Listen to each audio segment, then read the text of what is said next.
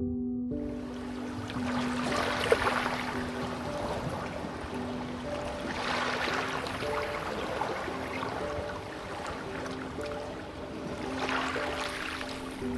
generally not a woo-woo kind of person. If I don't get something, I want to unpack it, get the facts. But the ocean, it's a part of me. You could say it runs in my blood. My grandmother was a freediver, an ama. She helped me feel its rhythm and understand how one breath could last a lifetime.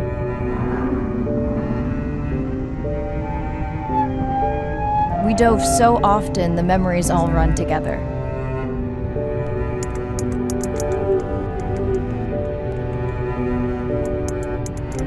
Except one.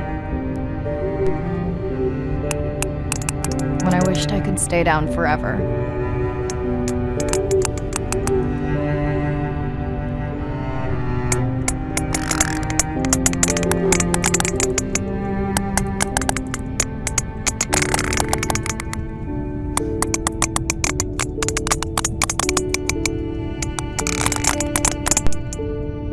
The ocean cast its spell on me that day. And its mystery still consumes me.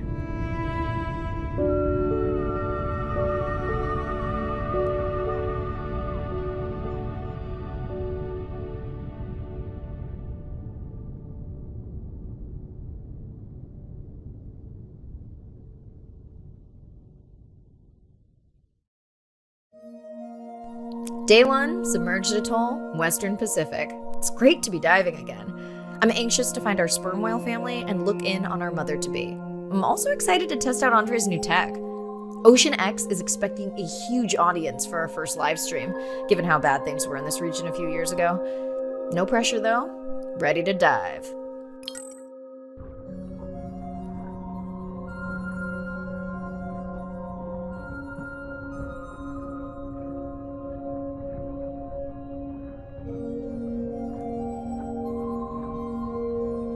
I'm in and okay.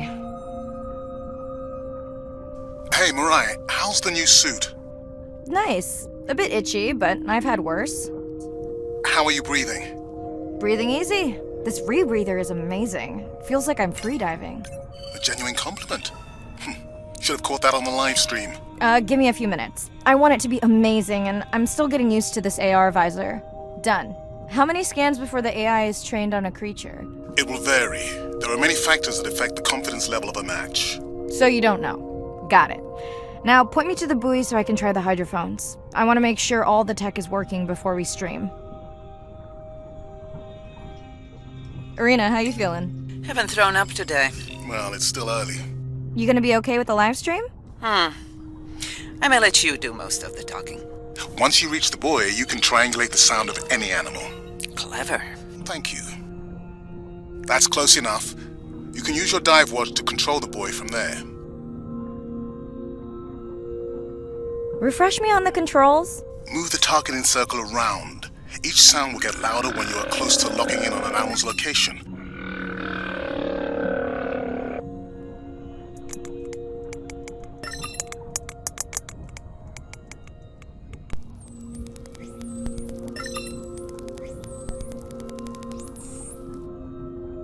Mariah, if you're okay, I'm going to start the live stream.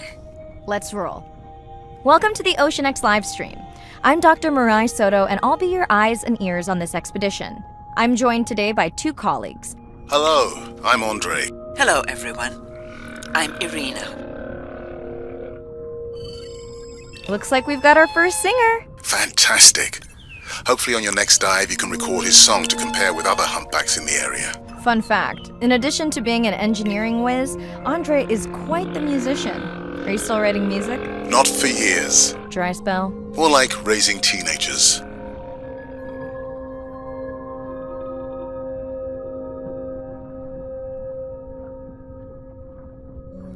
That looks to be a sperm whale. I think I saw this bull from the sub. I wonder how far he's traveled. Once we have a reliable ID on him, I'll see if anyone has tracked him before. Nice.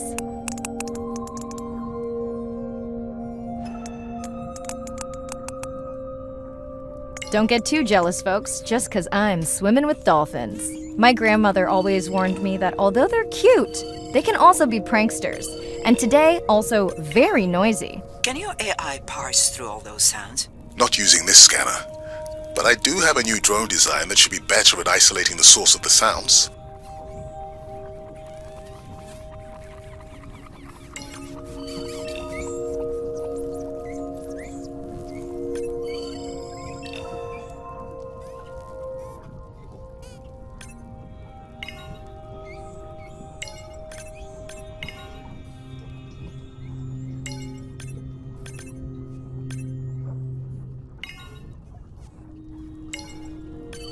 Done. And maybe next time I can weigh in before on the number that we need to scan? As I mentioned, the confidence model is complex. You just want to find the whales. Guilty. Hey, Mirai, I'm seeing alerts on the South Buoy if you want to pull them down. Okay, let's see what mysteries this buoy unlocks.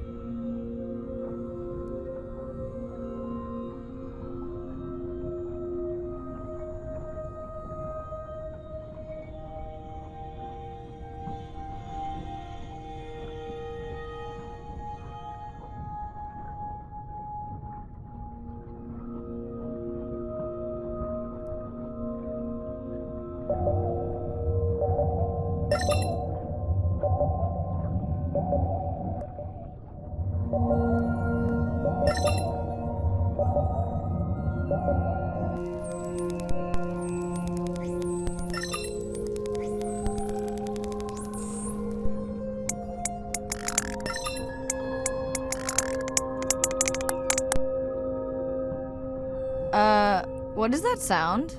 Did I break something? I've deployed acoustic modems to transmit from other sensors. For those of you who have no idea what he's talking about, he means we use sound to transmit data, so we can have Wi-Fi in the ocean. Impressive. What kind of bandwidth do we get? Like 1990s dial-up.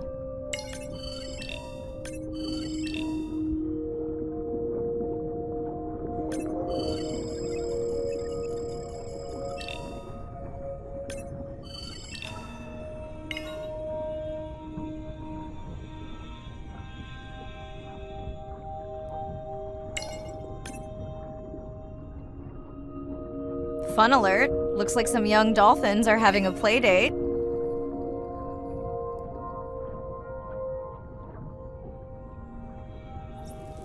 Hey guys, can I take a turn?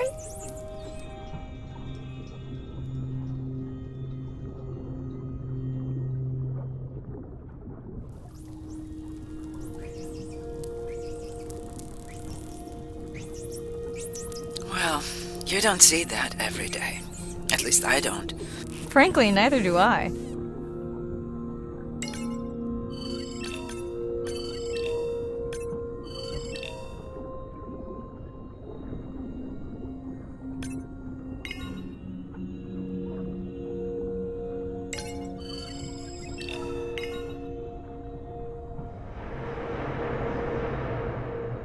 Ooh, company. Unbelievable. That sounds too close to be outside the research zone. One of the waypoints went down. Do you think that's related? Yeah, probably. Red light must mean a serious alert. Yeah, dead battery. Whoa! Octopus! I think it went in that cave. I'd like to go in that cave. Let's be real. There's no way I'm not squeezing through here to follow that octopus. We'll definitely want to practice diver rescue at some point. Well, maybe. Mirai, please be careful.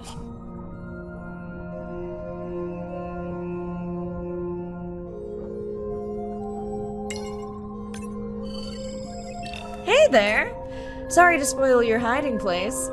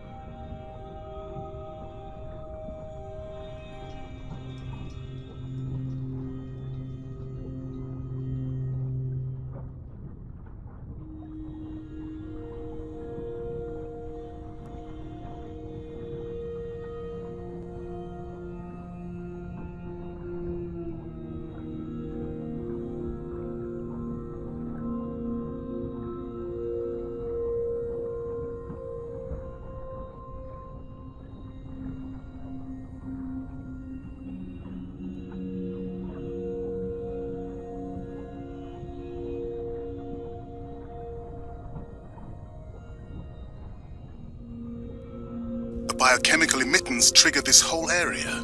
Because of me. Not because of me, but because I configured the sensors to detect stress in the coral population. Okay, let's find out what's causing that stress. Mirai, please collect biosamples from any of the distressed corals. Happy to oblige. For those watching, these sensors help us understand what leads to resiliency in coral so we can help breed it into other species.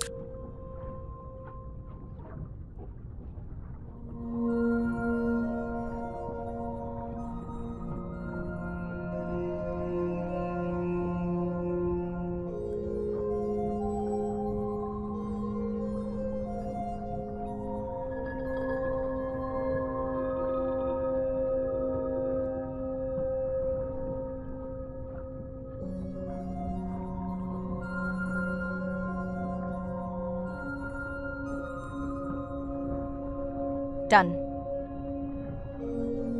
Mirai, sperm whales. And they must be your pod because I have a tag signal that is definitely ours. Pushing the waypoint. On my way.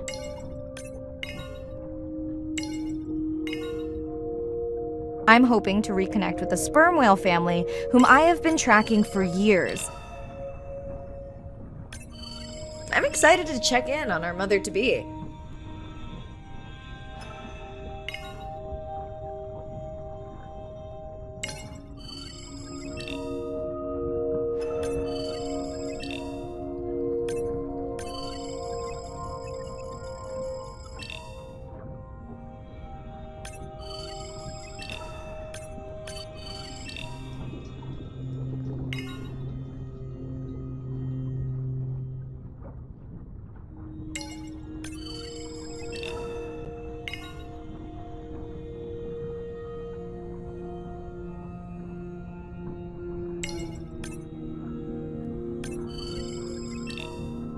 Mirai clearly has a fondness for these creatures.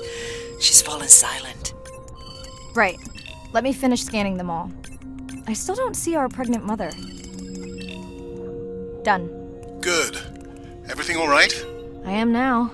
Look. Our mommy whale has delivered. Everyone say hi to her beautiful 1-ton baby girl. Is she okay? Mirai. Shh. She's nursing. I just wish all of you could be here for 1 second. Amazing. That is the end of our stream. Like, share, comment. Remember, we need you. All of us down here.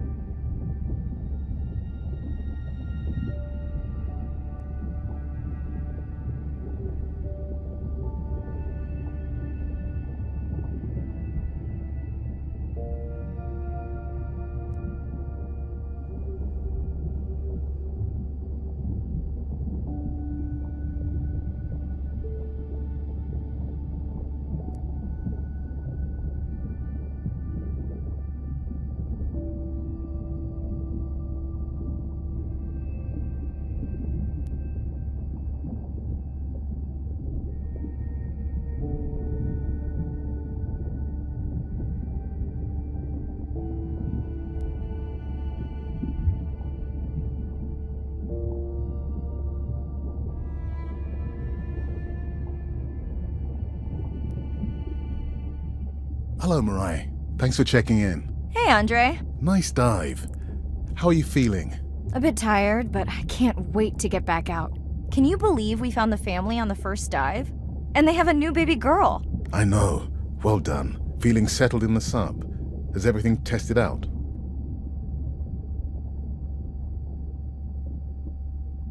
Fabulous. The overhead speakers sound great. Glad I brought my tunes. This solo sub test makes me nervous. We're definitely fitting it out for 2 pilots next time. Jealous? Okay, you found me out. You can drive next time. Oh, that would be nice. So, I have something I know you'll want to see. It's what the live stream saw of A12 and her baby. I didn't think you expected her to deliver so soon, though.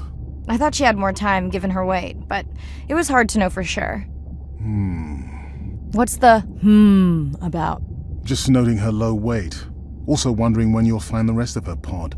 Maybe they were diving. I'll find them. Hey, I was thinking we should name the baby whale Andrea. She has your kind eyes. And my bald head. No, I'm putting her in the sim as A17. Ugh, you're so sentimental.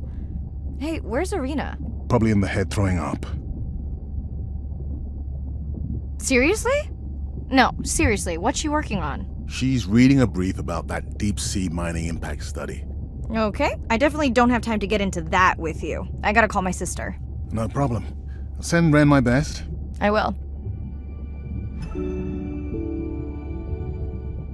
Hey girl, aren't you supposed to be 20,000 leagues under the sea? I am. I'm calling from the sub. That's crazy. Hey, did you show Nana my live stream tonight? School's great, thanks for asking. You asked me not to ask. Much appreciated. Hey, check this out. No way. Is that a baby whale? Mm-hmm. And her very, very proud mother. She delivered early. That's some view. You're really living the dream. Thanks. Miss you, though. How's Nana?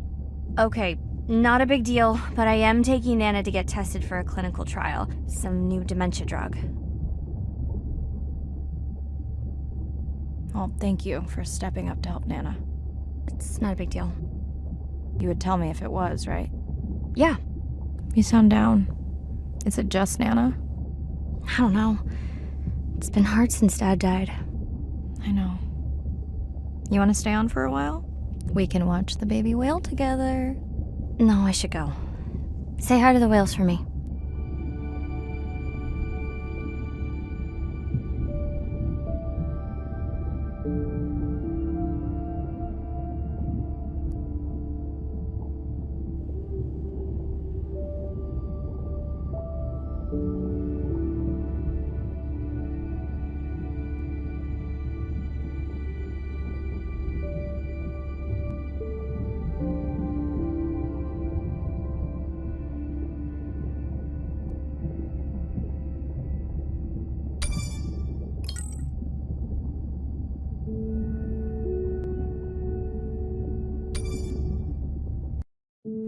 Day 2. Back to the atoll at sunset. The hydrophone feeds are alive with the sounds of whales. Gonna find me some singers. I'm excited to test Andrea's new Manta drone. Kinda like the Swiss Army knife of stealth drones. I'd love to spend the whole dive hanging out with baby Andrea, but miles to swim before I sleep. Ready to dive. I'm in and okay. Looking good, Mirai. The Manta drone is ready for its first zoom scan. Now I get to see why you talk about it so much. Only the best science for you. Buoy ahead. Bet we'll find some whale vocalizations. Well, I'm not taking that bet. You always find whales. You'd find them in your bathtub. What kind of bathroom do you think I have?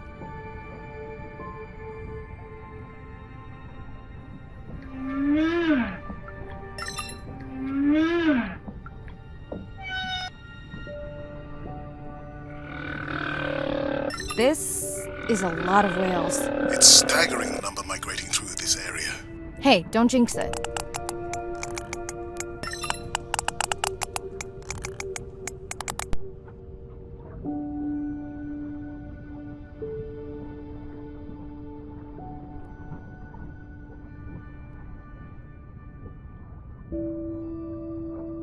It's our sperm whale family again.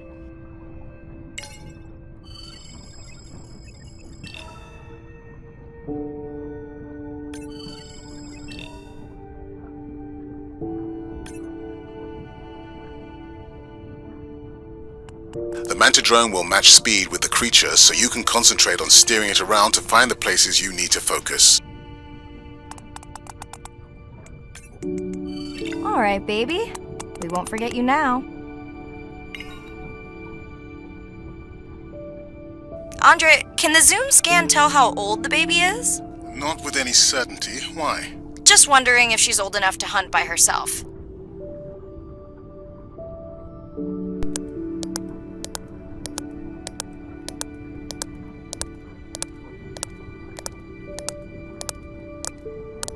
I wondered. She still seems pretty young to go that deep. Will she be okay alone while her mother dives? She should follow the pod. Her aunties will babysit while the mother hunts. Wish I had them when my daughter was born. Takes a pod.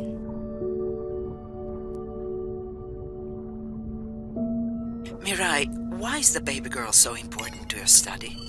I'm hoping to follow the baby for years to learn from her as she learns from her family, and hopefully to watch her eventually become a mother herself.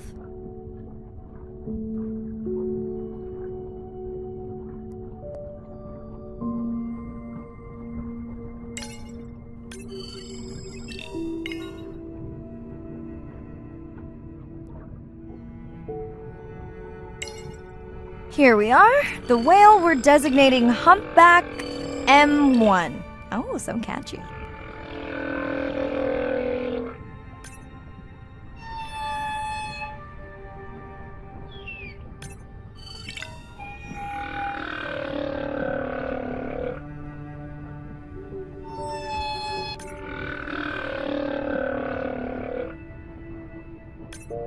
How will you know it's M1 when you see it again? Each humpback's fluke is unique. So M1 it is. Andre's software is helping me understand the structure of their songs so we can try singing back. More like playing back. I'll synthesize a song that mirrors one from another region to see how these whales react.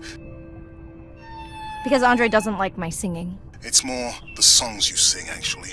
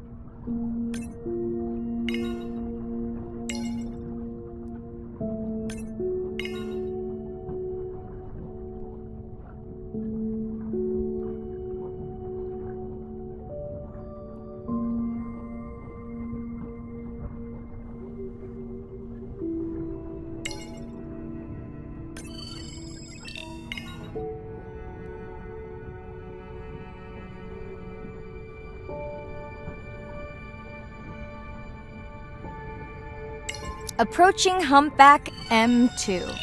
Looks like he's on a date. How can you tell? It's like they're dancing to his song.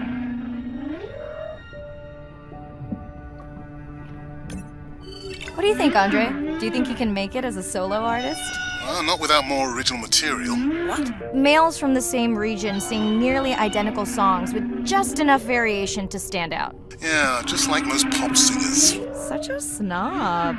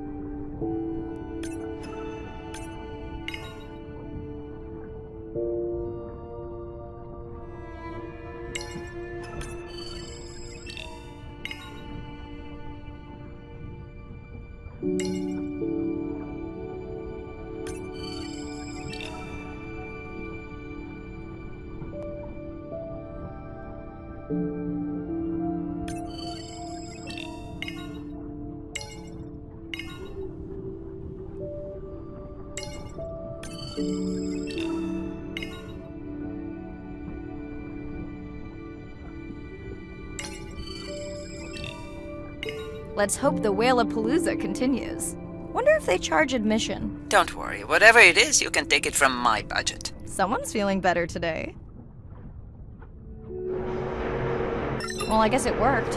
I've got some nasty noise. The same damn sound we heard yesterday. Well, I'll check it out between the whales.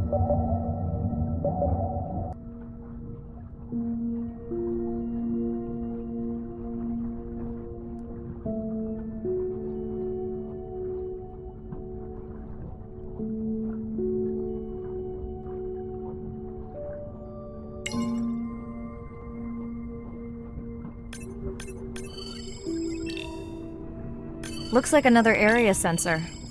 Okay, Mirai. Can you use the micro-tags to mark the starfish for collection? Are you testing your collector drone? It's not a test. Irina needs us to collect a few for study. They are incredibly resilient. They can regenerate themselves from just a subset of their body. They're also invasive. Must have hitched a ride in the ballast of a ship. Irina, how many of these do you need? I'm missing the whales. Just a few.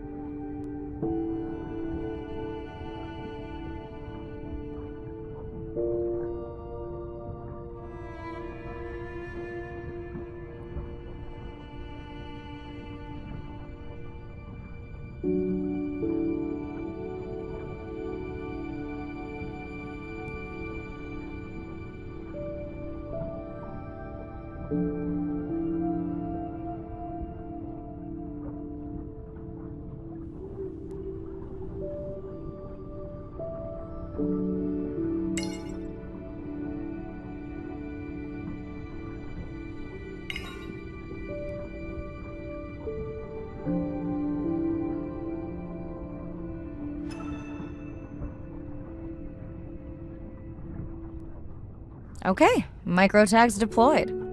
Thanks, Mirai. That's plenty.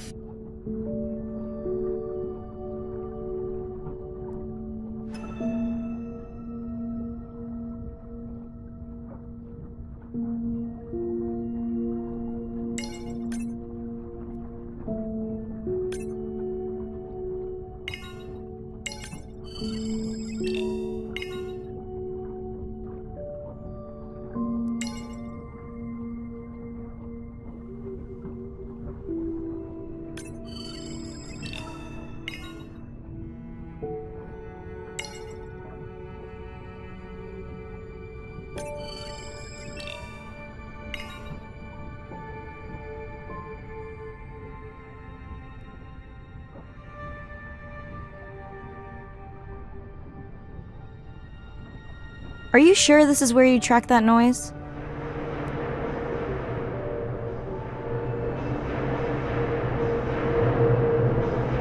I don't know, Andre.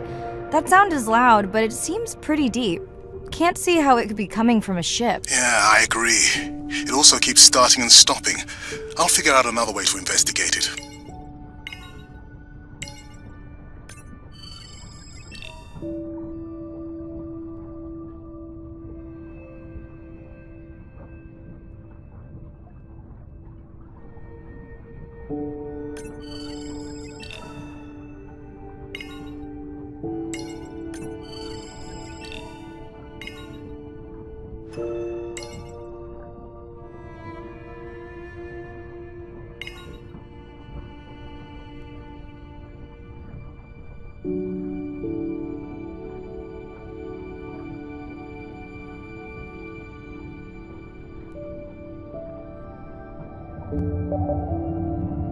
Andre, what was that other nasty noise? It was definitely digital. Low power alarm.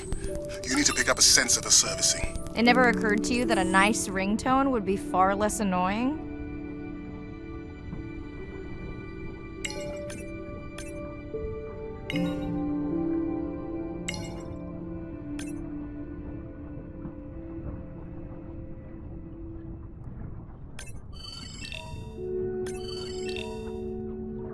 Mirai, please, get closer. You weren't this excited about the dolphins before. They're rubbing against the coral. Kind of a wellness visit.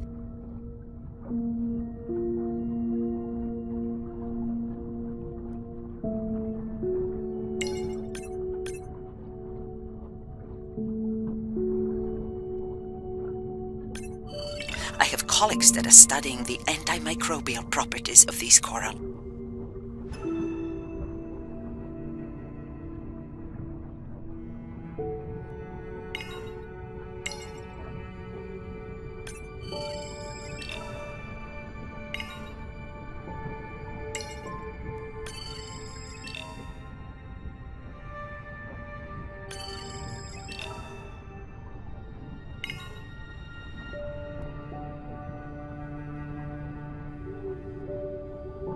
Hey Andre, those reef sharks like your ringtone.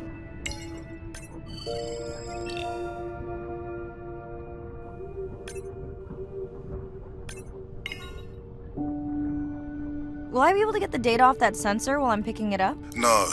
It goes to sleep when the power is low to preserve the data.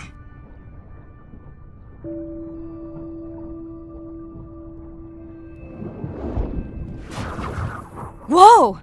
Did you see that? A shame that wasn't on the live stream. Have you seen one do that before? Never! I'm picking up a tag from the sperm whale pod, pushing the waypoint now. On my way. Sorry, sharks. Mirai is off the menu.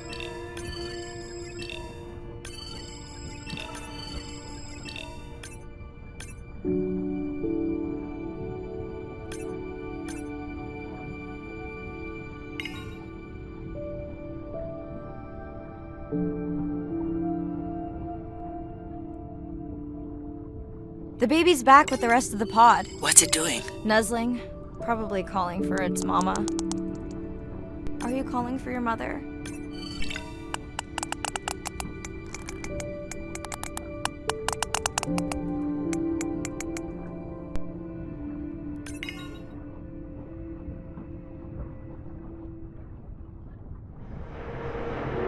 You've got to be kidding me. Yeah, I hear it!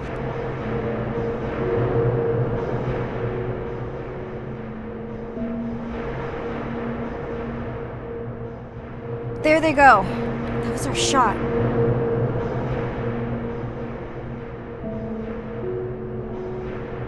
Can you send the sub to pick me up? I'm done for now.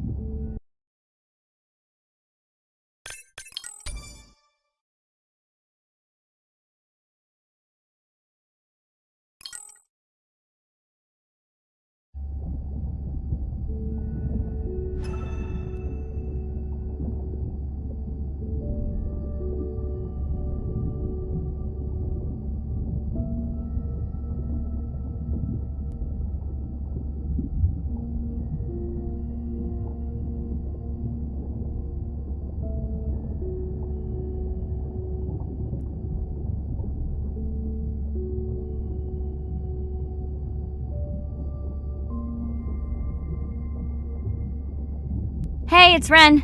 Leave a message at the beep. Is there actually a beep? Hey, Ren, why's your phone off? You said this was a good time to call. Ignore that. Someone was messing with my whales today. I was just hoping I could vent to you a little. I hope your test went well. Hey, we had a whale-a-palooza today. Anyway, give me a call when you can. The whales say hi back. Hey, Mirai. How are you? Doing all right. How are you feeling? Any better? A bit. I might finally be getting my sea legs. Next step, diving. One step at a time, Mirai. Okay, but I promise you, it'll change your life. Is Andre with you? No, just me. Andre is analyzing some sound files in the other lab. I think I may have upset him. You upset him? Or that noise upset him? Because it certainly upset me. He was overreacting, and I pointed it out. I was not overreacting. Andre, I didn't realize you were on. What did you find? This is video and audio from your last dive. And this is an analysis of the sound that spooked the family.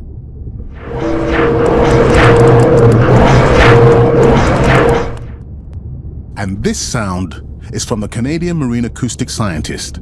I think the findings are pretty clear.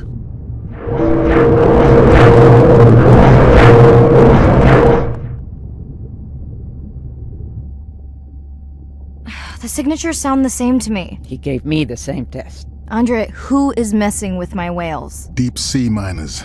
Here?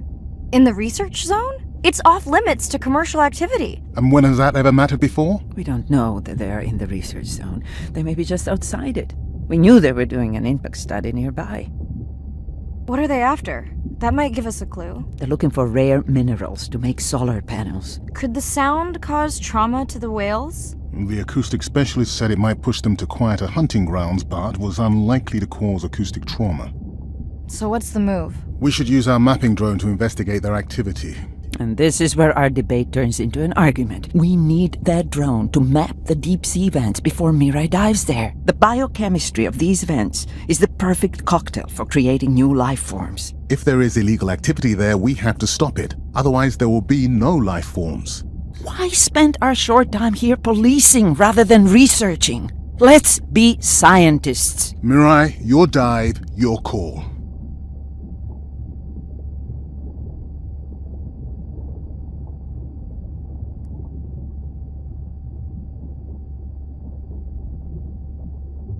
I'll dive in the vents without a map. Nobody messes with my whales.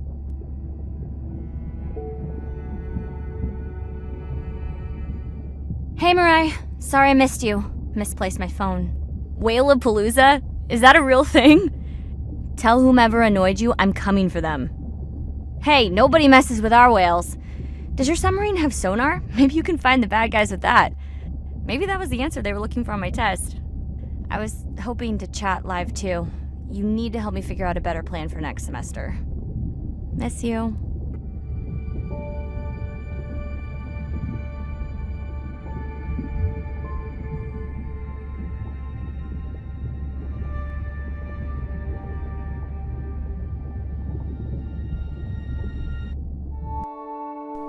Day 5.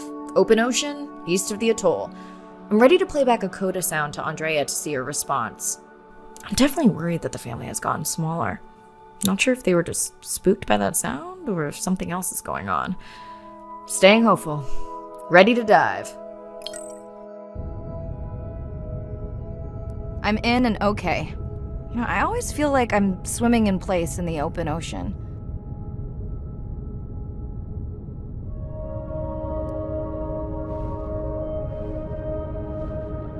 Think the Explorer drones will flag me as biodiverse? You're not what they're looking for. That's what everyone says.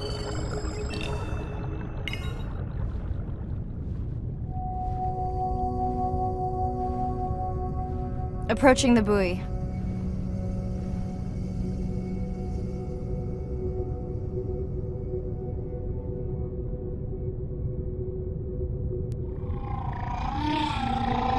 That song sounds familiar.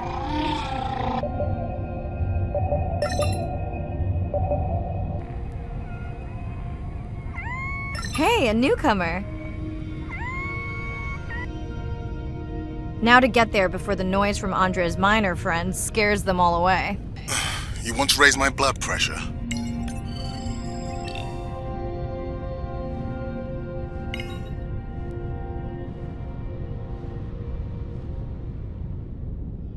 I was not expecting to find orcas here. They don't look like killers. Top of the food chain, just like us. Minus the urge to destroy ourselves.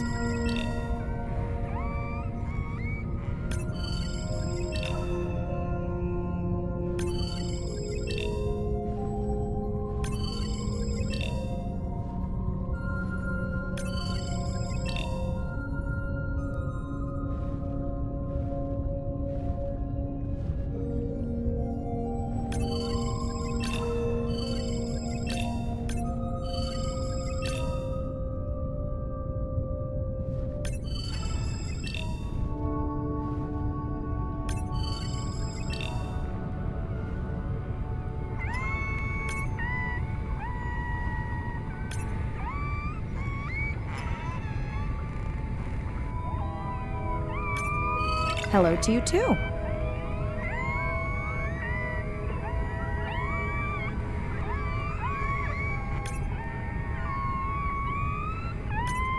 Has anyone been tracking them? I'm still waiting to see if there's a match.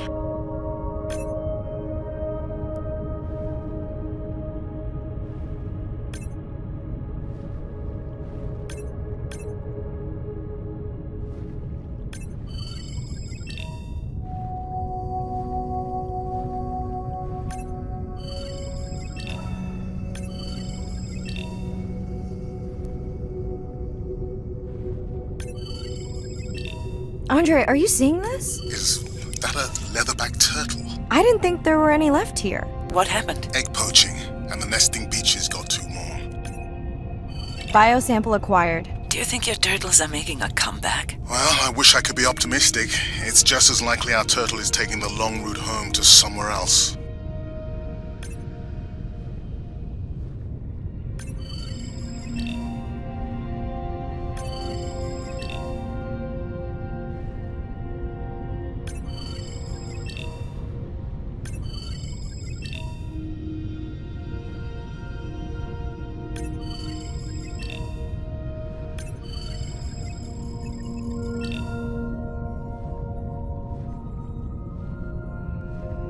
Okay, group survey. New or a repeat?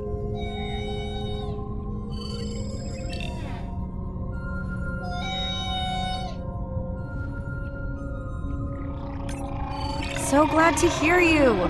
Those noisy neighbors silenced enough of your friends.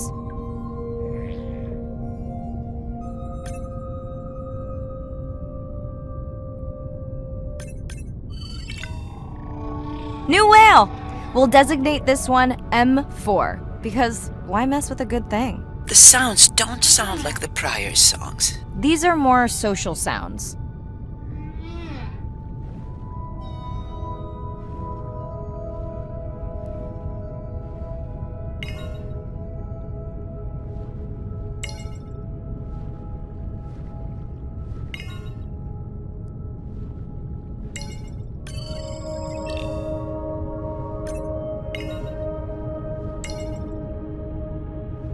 Feels like my birthday, and that buoy is my present.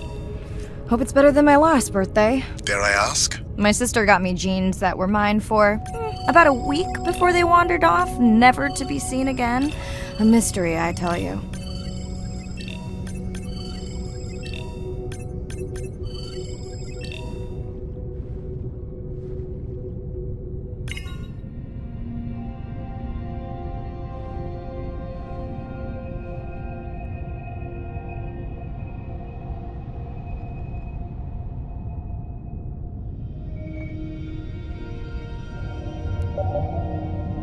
Did you not charge any of these batteries before you put the sensor in? It's not a battery alarm, it's the drone.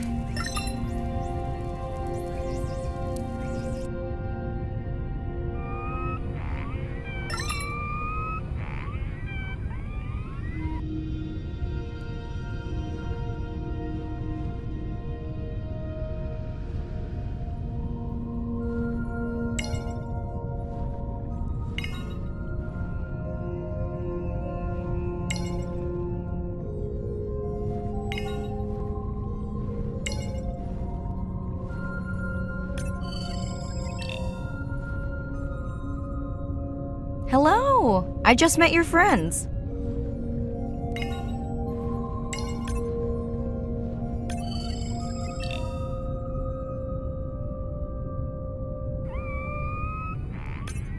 We sure no one's tracking them? Nothing has turned up. Pretty low weight.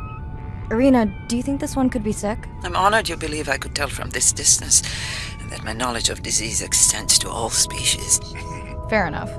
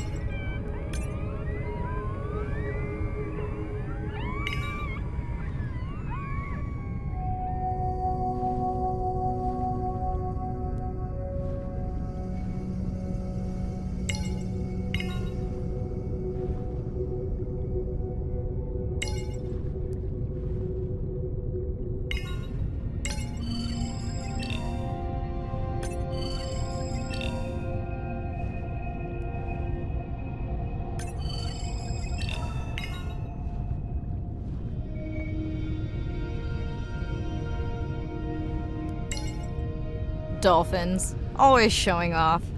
Hey, Andre, can you make your manta drone do synchronized swimming? Guess we'll see.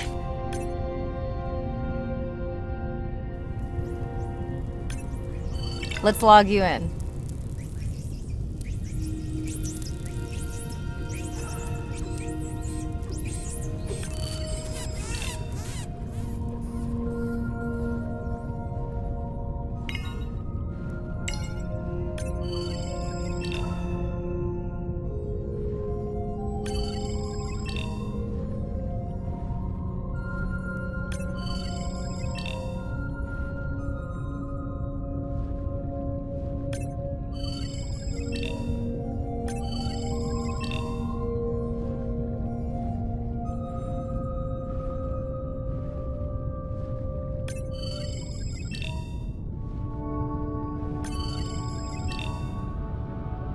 You're right. That is definitely not a dead battery. Unless we're using whale sharks as batteries now.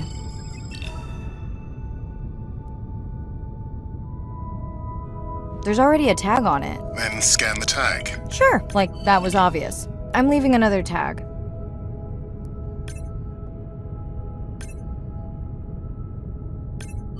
Much better than a dead battery.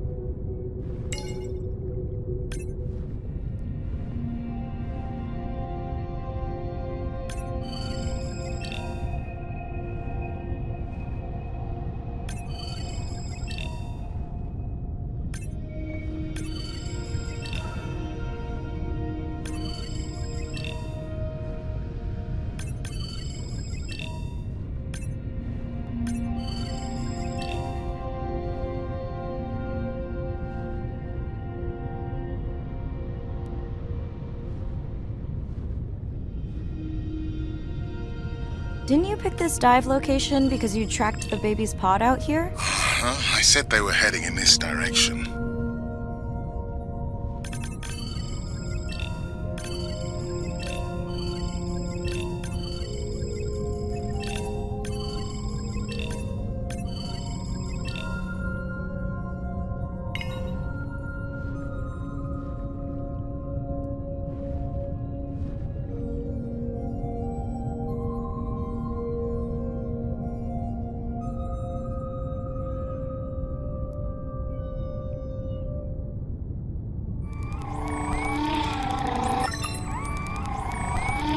Andre, the buoy is glitching. I don't know what range you've set, but I think I'm hearing all the animals in the Pacific. Yeah. Too many sound signals for the software to keep up. I don't know what kind of party I'm crashing, but pretty sure I'm gonna love it. What is happening? It's a bait ball. Humpbacks? Orcas? Very unusual, but everyone's gotta eat. Are you safe down here? I'll try not to be mistaken for a fish.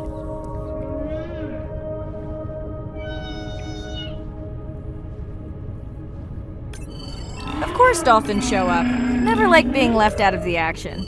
They want leftovers. Good luck to them. They're up against bigger stomachs.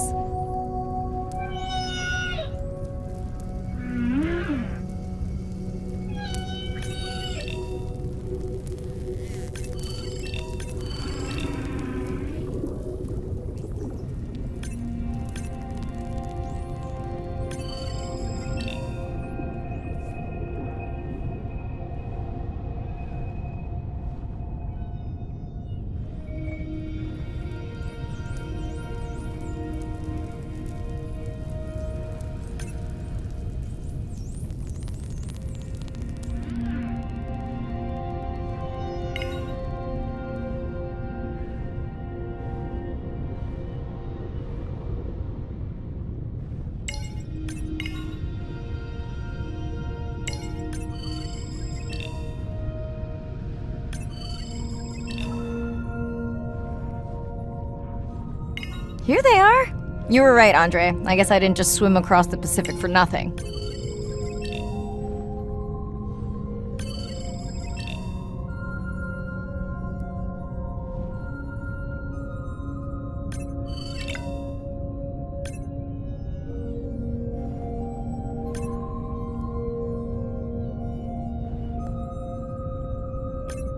Are there fewer than before in this pod? Or am I just getting faster at tagging? No, definitely fewer. But maybe the others are hunting. No, don't leave me. Well, the mother stayed with the baby this time. Okay, ready for playback? I've prepared a coda you can activate from your dive watch. Okay, first attempt to speak whale. Hopefully I won't offend her.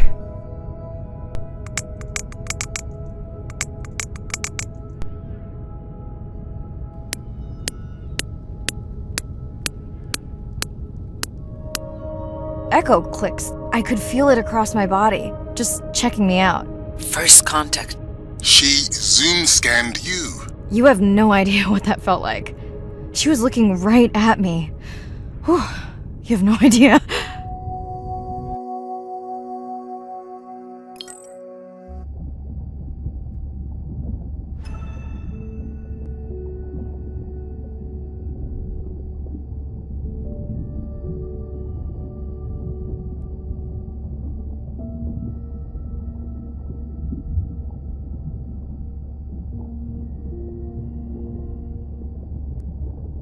Bad news.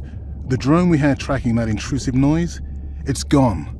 Lost contact hours ago. I'll keep monitoring the hydrophones for that noise, but as of now, unless the drone resurfaces, that's all we've got.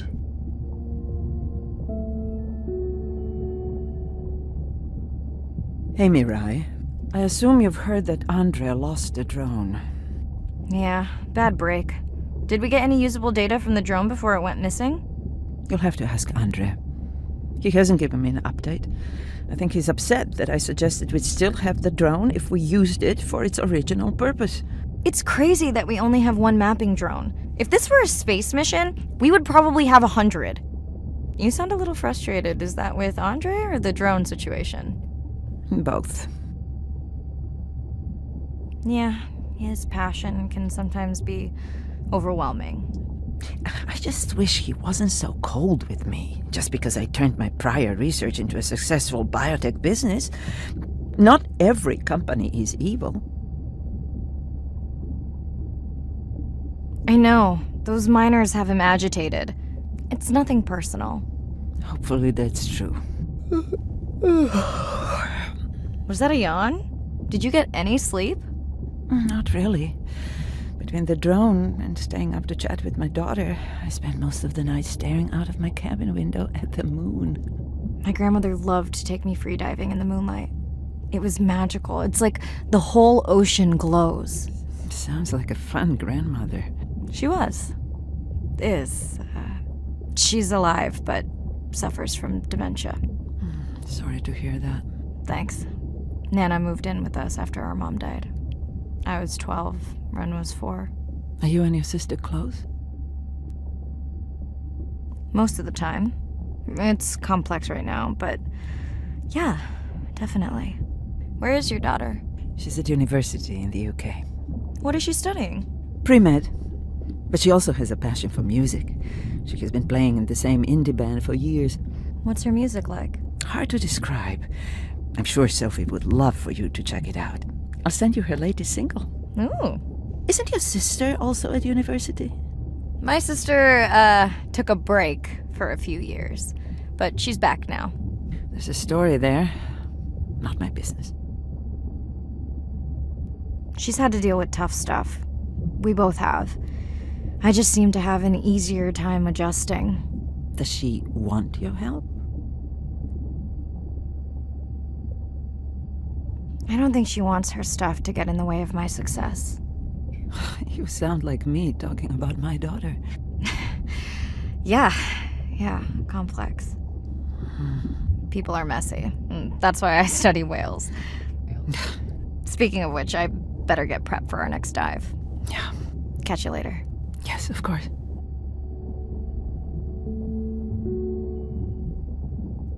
Hi, Mirai. It must be late there. That's okay. I'm on dive time. I showed Nana the highlights from your live stream. Yeah? Did she like the whales? It's hard to know. She did huff at the dolphins, though.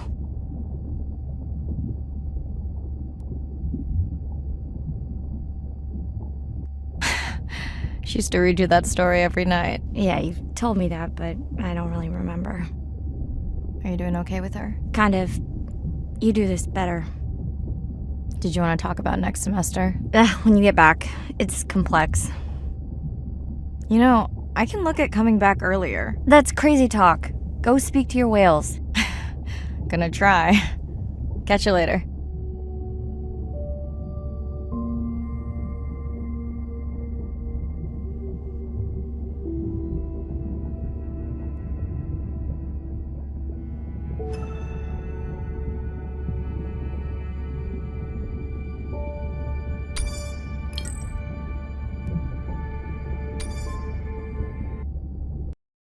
Day 7. About to enter the Twilight Zone. I'm following Andrea's family down to the seamounts where I hope to observe them hunting. Irina has been testing our samples and is worried about a harmful algal bloom being somewhere nearby, so I am to keep an eye out for that. Check. I'm also keeping an eye out for more turtles. I know they're out there, ready to dive. I'm in and okay. And we're streaming. Hello, everyone. Welcome, or welcome back. I'm diving near a seamount region, also known as the Twilight Zone, because it is just beyond reach of the sun. And we'll be taking some questions live, so be nice. We'll also be testing a playback system to interact with whales.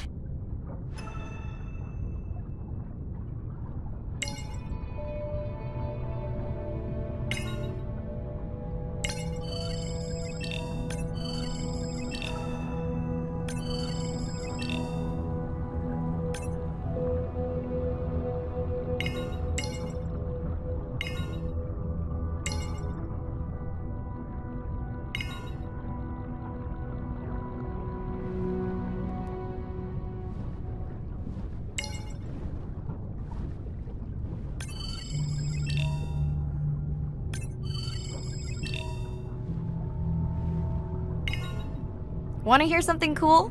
So do I. I'm hoping that buoy can send a little message to our humpback friends. That's right. Andre is going to serenade some humpbacks. Well, not me, but using a song I generated from other recordings.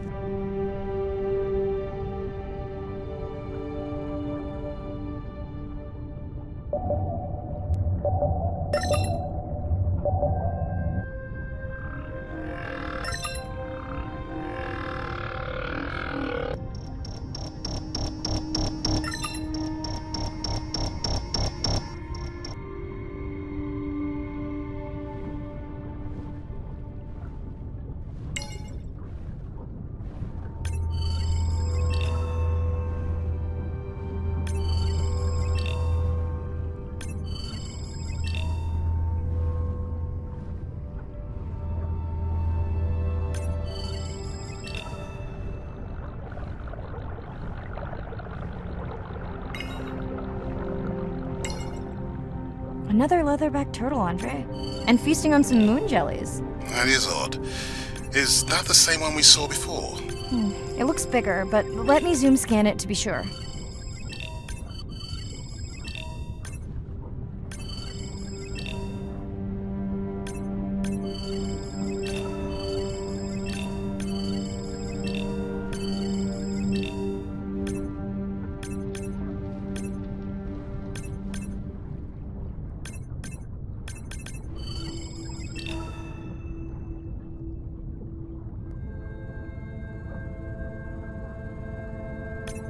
We can run the sample in the lab, but I am sure this is a different one. Do they typically travel together? Wouldn't it be surprising to find two this far off course? Yes, it would be. And yet, here they are. Welcome back, turtles. Enjoy your beautiful moon jellies. Okay, time to see if any humpbacks respond to our song. Jordan wants to know how you will know. Great question. If we have recorded him before, we'll see if the influence of our song affected his. Scientists believe whales from one region can influence the song of whales from another when they mix.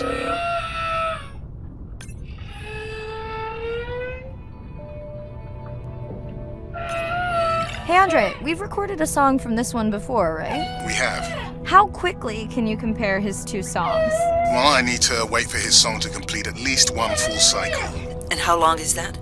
20 minutes, maybe more. Wow, that's a long, slow ballad.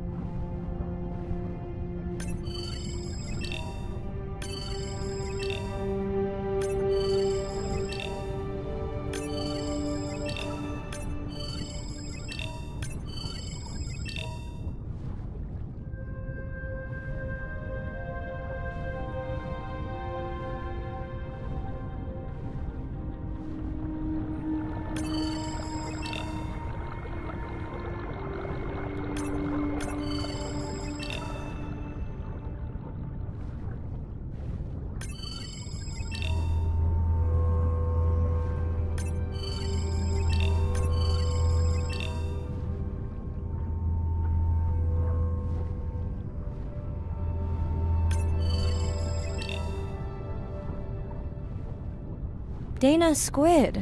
It looks like they're hunting... Lanternfish. Well called, Arena. We'll make you a sea witch yet. I'm sorry, a what? Let's scan a few to pick up their hunting behavior. Here goes. Scott from Denver wants to know if they eat each other. Some do. I think this one was upset he missed out on his prey.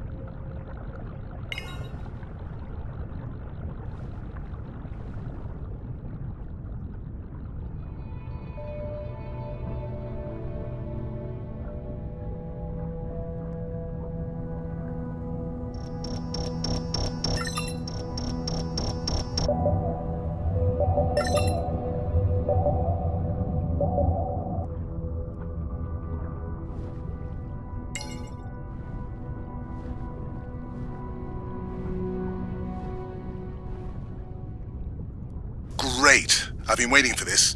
I've just activated your UV light. First of all, don't mess with my suit when I'm diving. Secondly, you spoiled my surprise. Swell sharks have developed biofluorescence to communicate with each other. Their eyes have special adaptations for the UV light. Now you can see what a swell shark sees. That's what I'm talking about.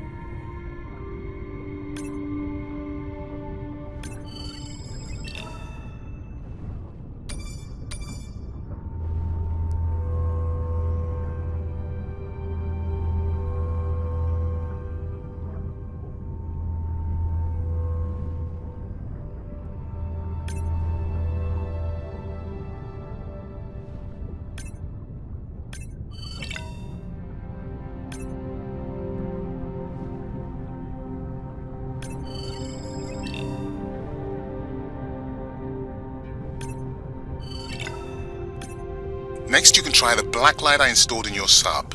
You did not. You did install it in your dorm room back in the day. Your wife showed me pictures.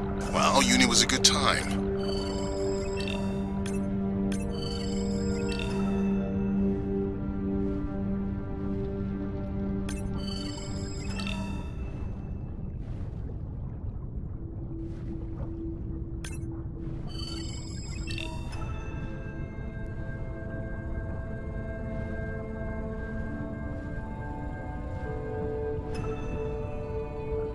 What am I looking for here? Oh, one of our sperm whale tags must have fallen off. Andre, you really need better glue for these. I don't use glue. I've tracked down the tag. It's in a cave. I wonder how it got in here.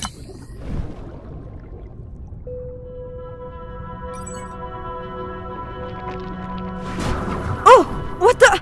Mirai! An octopus! Are you okay? Other than getting inked in front of a live global audience? You know, you might want to get that off you. It will probably attract predators. Oh, wonderful.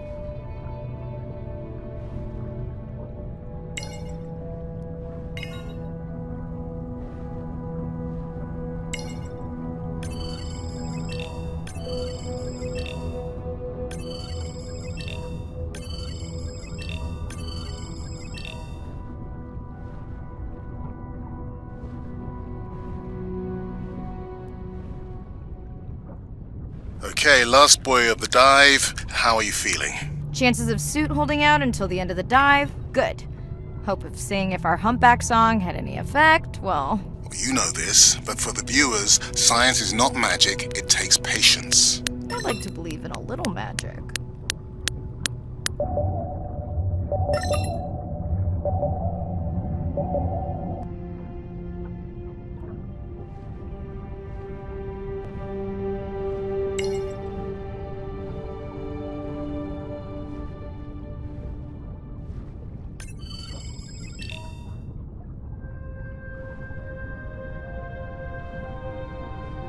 Sperm whale. I think it's... Yes, it's hunting! First time we'll be able to document it with Andre's technology.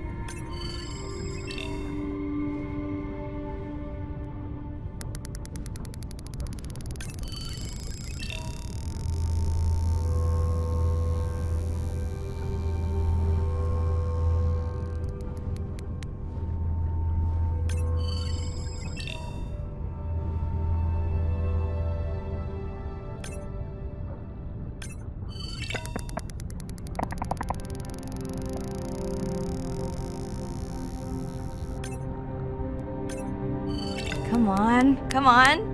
And then the buzz. I got it! Raj from Mumbai wants to know, what's the buzz? I think he was making a joke. Got it. But what is the buzz? How is it used? We're not entirely sure, but definitely associated with being close to prey. This is just a warm-up. The real fun will come in the deep.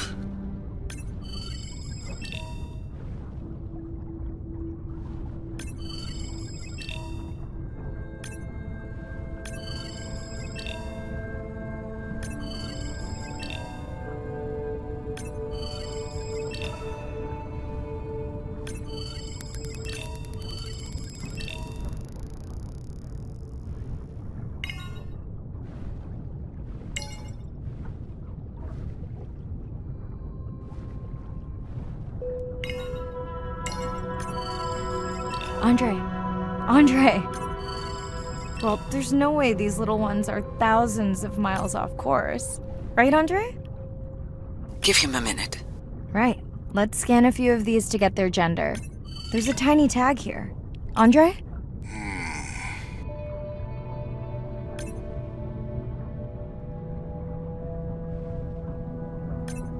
Chen from Shanghai wants to know why you care about their gender. Well, their sex is determined by the temperature of their nests.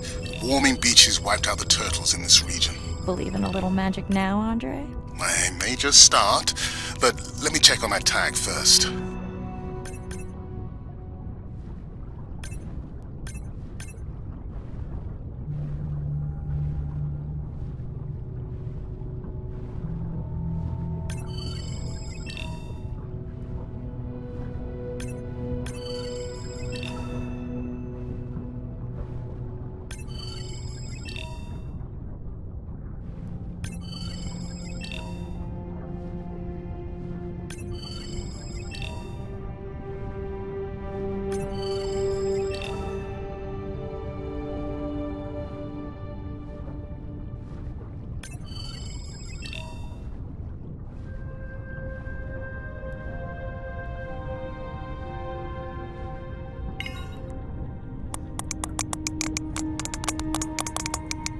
Oh, wow. Glad we didn't miss this. Beautiful. Yeah, they must have been hunting down past the rift. I think we found our spot for our first deep dive. Mirai, check out that one closest to you. What's that on its skin? Not sure I can catch them. They're headed to the surface. Might just be a scrape from a ship strike. Yeah, let's hope that's all it is. Let's end it here.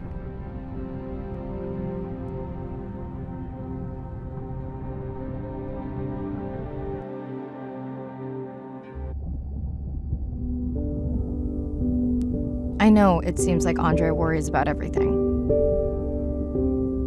But I really understand where that comes from. Everyone's seen the pictures, but I can tell you it was really tough to be doing hands-on work when we were losing entire species. For me, it was the whales. But for Andre, it was the turtles. I stayed to help him. Several of the other scientists did as well. By then, only Andre's protected nests were the ones producing turtles in the region. We all figured that the population was going to collapse, and eventually it did.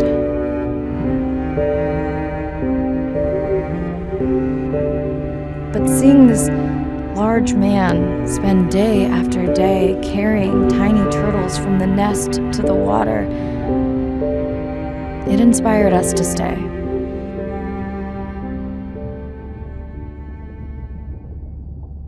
Coming back now, it feels like another world. Andre is not an angry man, Irina. He's just a man who gets angry when he sees people say it's too hard, or that they don't care at all. Yeah.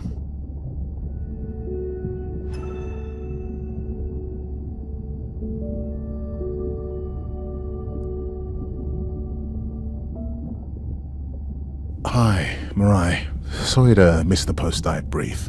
I've been listening to our humpback recordings for hours and got myself in a kind of funk. Actually, I started listening to the humpbacks and then switched to Miles Davis. Anyway, I don't see any clear sign that our playback influenced any of the other whales yet, but I just know we're on the right track. I'm sorry to be in such a mood. Don't know what to make of those turtles or what's going on with our sperm whale family. Right. Catch you in a bit.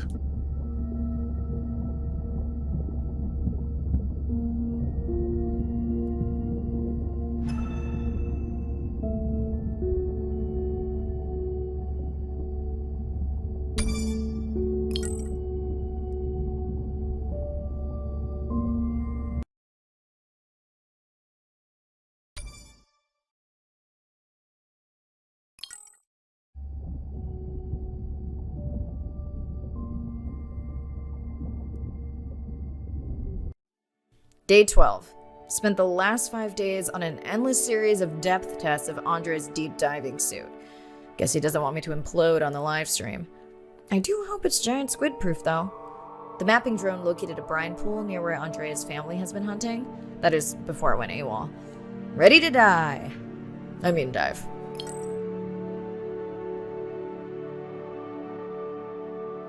I'm in and okay. You sure I can't talk you into another test dive at this depth before we stream? Enough test dives. It's not like I'm doing a spacewalk. Well, with this suit, you probably could. Are we gonna talk about suit crush depth again? I think we can probably roll. Starting the live stream. Welcome back, ocean friends. Tonight, I am deep. Midnight zone, no light from the surface deep. Tonight, we're using Andre's lure drone to mimic the Atolla jellyfish to lure large predators like the giant squid. It's certainly not all my tech. I'm building on years of prior research. Don't forget our mission to the brine pools. Oh yes, Irina will fill you in on that later.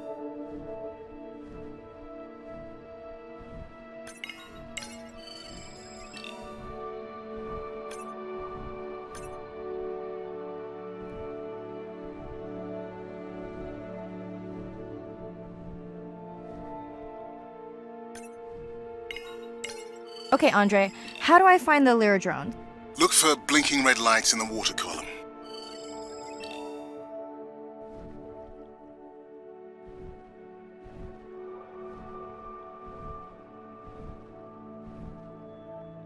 No need to get too close. You can activate the lure from there. Andre, have you done this before? I haven't, but others have. How long until we can expect the lure to attract a predator? It's hard to say. It's a big ocean. But if you lose patience, I would find some real Atolla jellyfish. I have a feedback system set up to improve the lure as you scan them. Of course you do. For those watching, we will be scanning these Atolla jellyfish to make sure Andre's lure matches the real thing. It does, but it can always be refined. Not much confidence in humanity, but plenty in himself. Got the jellyfish scans, though Andre doesn't need them. In truth, they should improve the lure. I would not waste your time. Getting a few impolite comments on the screen pointing out that giant squid don't feed on Atolla jellyfish. They're right. Actually, the Atolla puts on this light show when under attack, in order to lure creatures big enough to eat their attacker. Might have some useful human applications. I think we need more Atolla scans to improve the lure. Okay. Whose idea was it to live stream this particular dive? I am glad I can't see the comments. I would agree. My grandmother had a saying for times like this.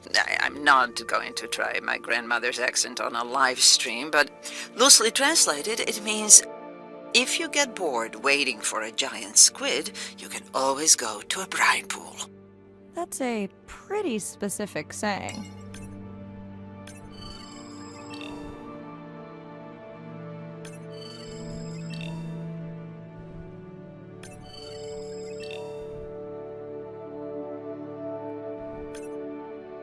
I noticed that these atollas were already making their blue alarm before you swam close. Most likely a sign that they have detected predators in the region that threaten them.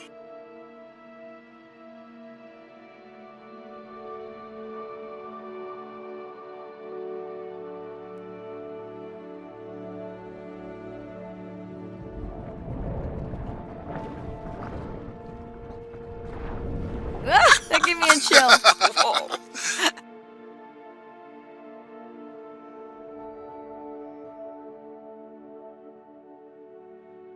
I know how much you enjoyed that, but do you mind if we check out the brine pool before we check on our whale cam? If you insist. You got what you wanted. This is my giant squid. Is that another one of your grandmother's sayings? No, but she often used this one. Hurry up and collect my specimens for me. What an expressive language. It's no giant squid, but I promise you, you won't have to wait to find it. At long last, welcome to the brine pool. I know it's really a salt lake under the ocean, but it looks more like a witch's brew. I have been teasing Irina, but a brine pool is a diverse microenvironment within the ocean.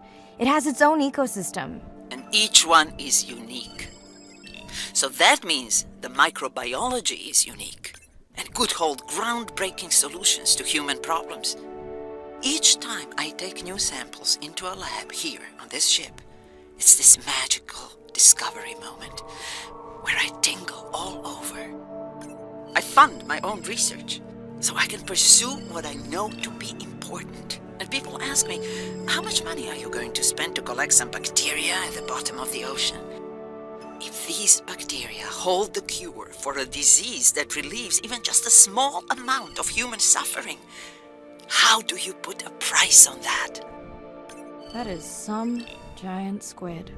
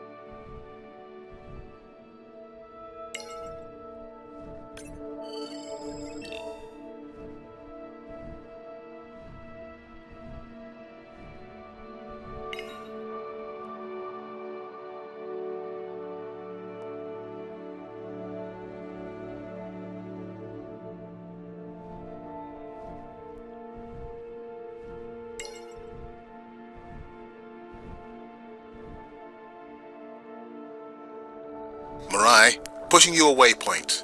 Sperm whales are back on the hunt. Look for the drones. They will seek out the sound of the sperm whales and then idle nearby. We hope that today, Andrea's tech will make it possible to document how a sperm whale hunts the giant squid.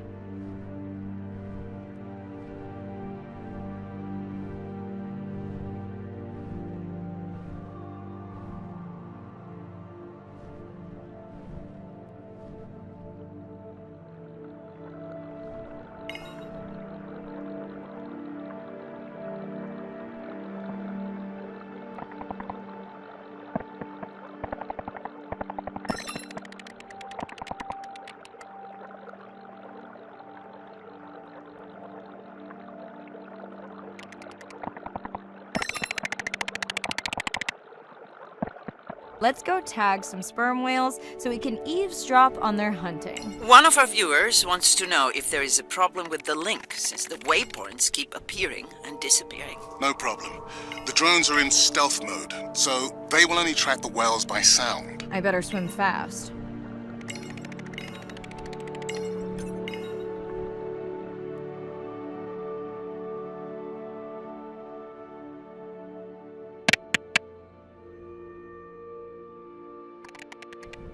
We'll keep good watch over you.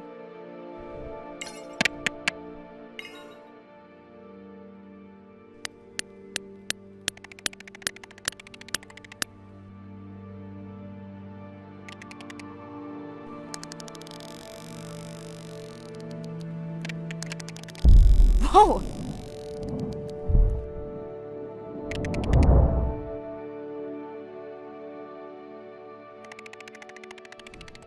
What just happened? I think the squid knocked the camera right off. I had that camera feed in full screen on my visor, and for a second I thought it was lights out for me. Sounds like a good time for the sub to pick you up. Live stream out.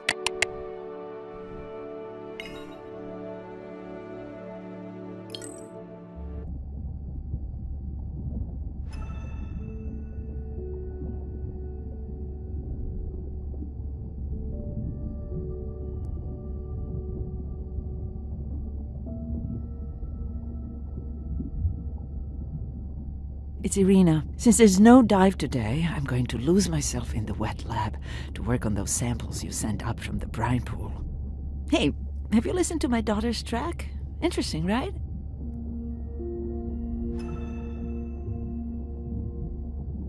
Mirai, remember the tag we found on the turtles?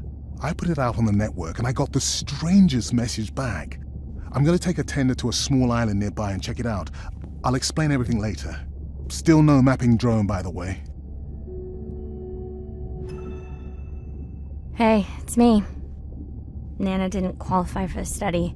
Doctor says we missed the window. Whatever that means. Hard to tell what she remembers now. It's tough. Not sure my head's 100% there with school. Honestly, seems like a waste of money. Anyway, see you.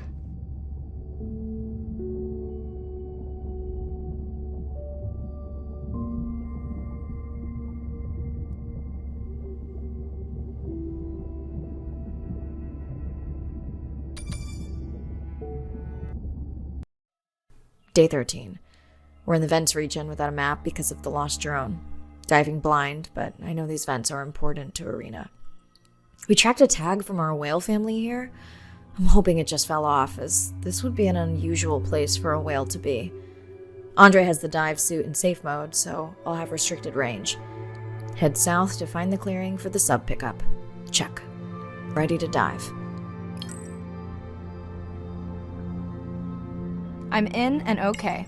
Remember, no buoys and no waypoints. I put a simple version of the mapping system on your Manta drone. Now, we won't get your feed live, so we'll hear you, but won't see what you see. I really wish we hadn't lost that mapping drone. Relax. You know I've got this. Of course, but we'll keep unnecessary chatter to a minimum to help you focus. Roger that. No chit-chat. Singing's okay though, right?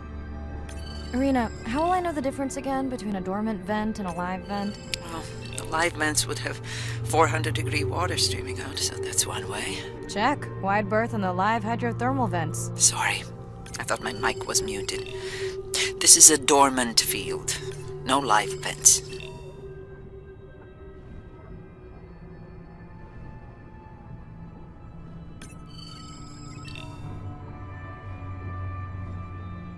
Neither of you are gonna believe this. I think I found the mapping drone. Really? No way. Can you scan it to make sure? Scan confirms. I thought you programmed it to track the noise from the miners. I did. I definitely did. Maybe you never committed the change. You were pretty exhausted that night. Maybe. Okay, this dive just keeps getting stranger. How hot did you say that water typically is in a live vent? Is that a joke? No joke. Well, we're down one drone, but discovered an unmapped vent system. Mirai, this is great. I truly believe that these systems are the key to understanding the origins of life. Thank you so much for doing the dive under these conditions. I know we're giving me the silent treatment, but I think I just discovered a new species of octopus. Not sure I can confirm that with just one scan. Sorry, didn't copy that. Actually, that might be the answer. What? To why the drone died. We were talking about the origins of life. My mind won't stop if it can't fit all the pieces together. The mapping drone may have cruised too close to the vent. It's got more delicate equipment on its underside that are not rated for anything close to that temperature. You sound almost pleased. Well, it's better to know the flaws so you can fix them. Irina, did you expect volcanic activity here? Describe, please. Red, glowing. Need more? Mirai, I would give that a very wide berth. Like maybe from your sub.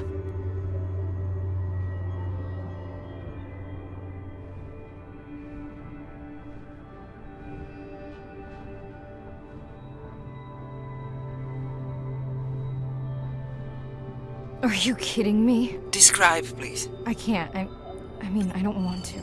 Mirai, you're making me uneasy. Seriously, we'll look at it together when I'm done with the dive.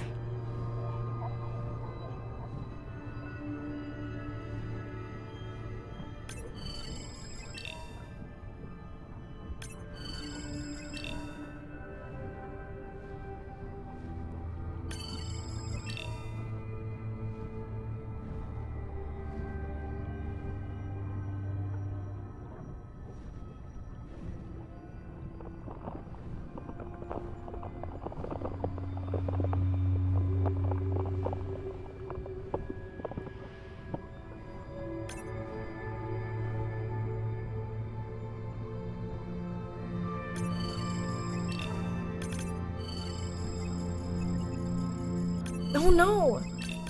What happened to you? Were you sick?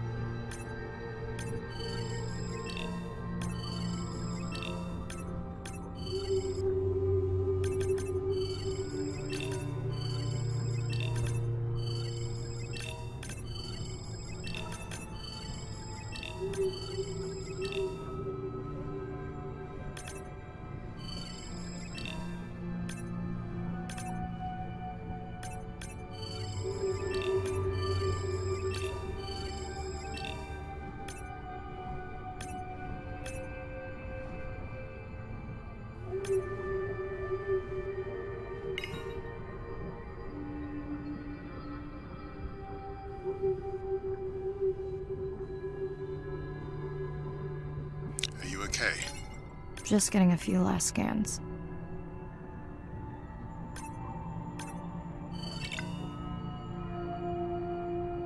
And saying goodbye to a friend. Can you send the sub?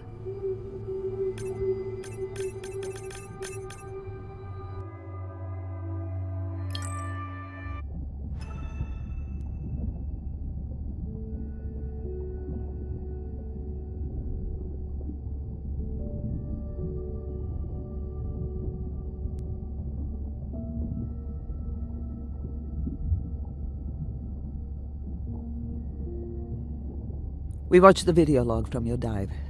I'm truly heartsick. I'm furious. Where should we start? The destroyed vent. I couldn't believe how badly the seabed was chewed up. Vents that might have had a fossil record dating back over 1 billion years. And microbial life that doesn't exist anywhere else on the planet. Who knows what cures we've lost. Your drone's a fallen hero, Andre. I think it spooked the miners before they did more damage. If you hadn't been willing to dive without a map, we would never have confirmed they were actively mining. Who gets the satisfaction of turning them in? We were debating that before you came on. We should jointly report. It'll be stronger. Agreed. Agreed. Now tell us about the whale fall. Could you ID the whale? The whale fall was definitely from the baby's family. The tail fluke was intact enough to scan it. But you are sure it wasn't the mother? It wasn't the mother. The ID matched another whale we know from her family. But it was an older whale, so more vulnerable. Do you think there's any connection to the miners? They did plenty of damage, but I don't think the whale fall is on them. I can pull out anything from the scan log that might be worth investigating. Already have. Can you turn these into dive objectives? Right. Catch you in a bit.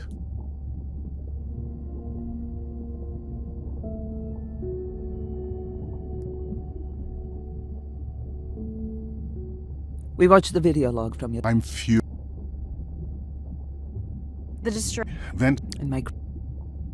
I think it's... We were Agreed. now The whale... But you are sure... It wasn't the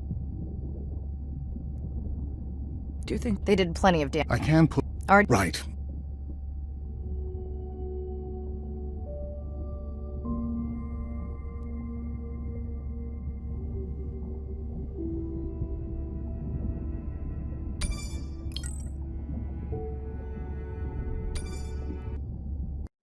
Day 14. Arena's analysis of the whale fall shows evidence of toxins from a harmful algal bloom. We have to find Andrea and her family and get biosamples. On a positive note, Andre's side trip was a success. He found an amazing group of teens who have been nurturing the turtle population back to health. Running out of dive time, especially if I go home early. Ready to dive. I'm in and okay. This area looks so different at night. I used to love diving in the moonlight. The pod was active in this area as recently as an hour ago. When was the last tracking data for the baby or its mother? Days ago. But they could be with the pod right now and just not making any noise.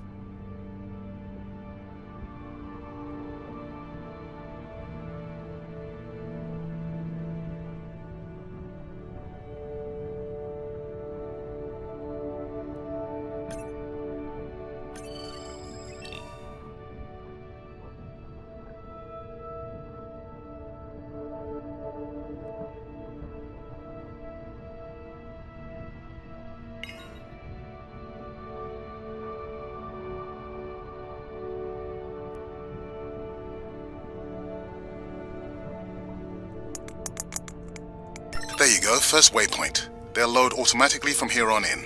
I have the Explorer drones patrolling to get as many eyes and ears looking for the pod as possible. Do I need the buoys? No, we'll use the hydrophones on the drones. They don't have the range or fidelity of the boys, but we need speed.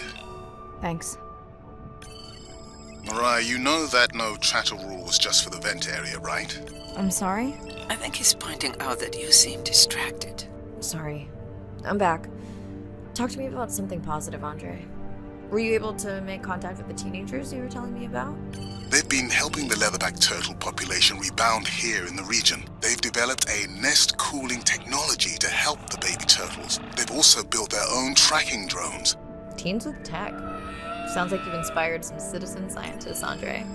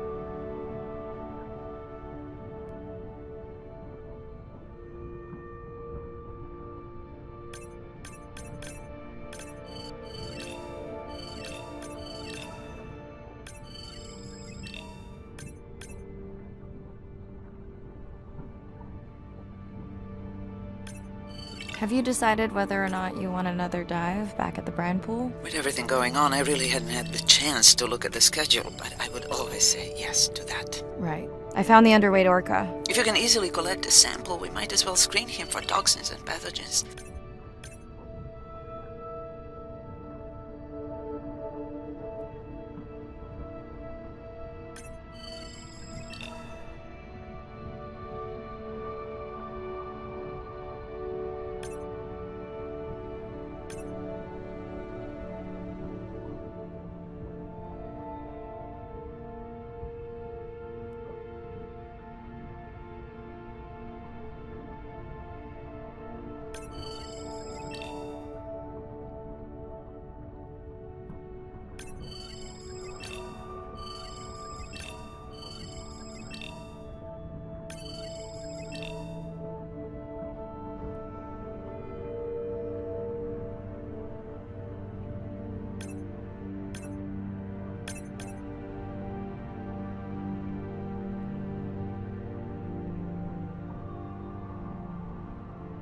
I don't remember having dolphins in the dive objectives. I added them because of their role in the disease that hit the dolphin population a few years back.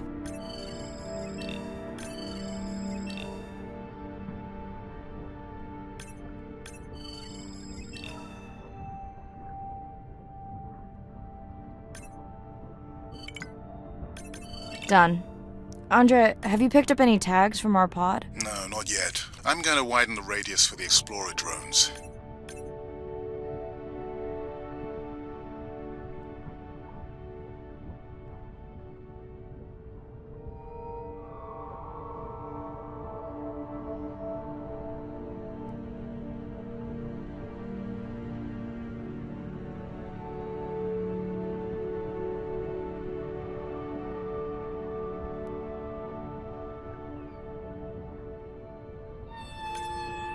I'm near the waypoint and can hear a humpback singing, but I don't see it. I think I'm losing it. It's gotta be close. I feel like it's singing right in my ear. Try a scan visor.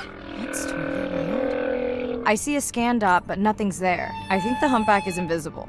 Sorry, I'm afraid I'm the invisible whale. I'm definitely losing it. I thought you just said you're an invisible whale. Well, not me. The humpback song I generated. You're at a playback station. It's pretty small on the buoy line, but in the dark you probably can't see the line. Well, it must be pretty authentic. At least enough to convince your drone. Mirai, have you heard back from Ren yet? No. Is Ren okay? Rai, are you there? I'm not sure. Pardon? I meant about Ren. I don't know. We had a fight right before I left the sub. Do you want to call her now? I can patch you through. Seriously? Here? Well, I have to watch your video feed for safety, but I can mute your audio track for privacy. Wow, I've never talked to her while I was diving. No, I'll wait for the sub.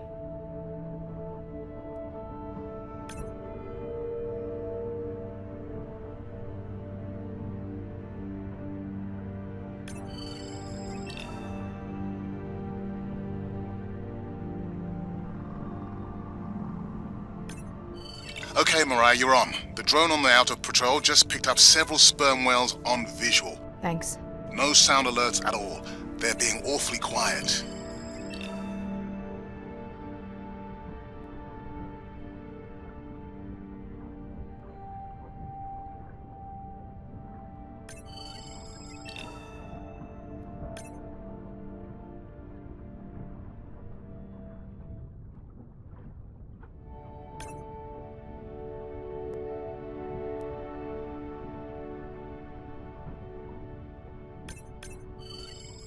I think I found the pod. Yes, that is them. I don't see the baby, but it's a little dark. Why aren't they moving? They're sleeping.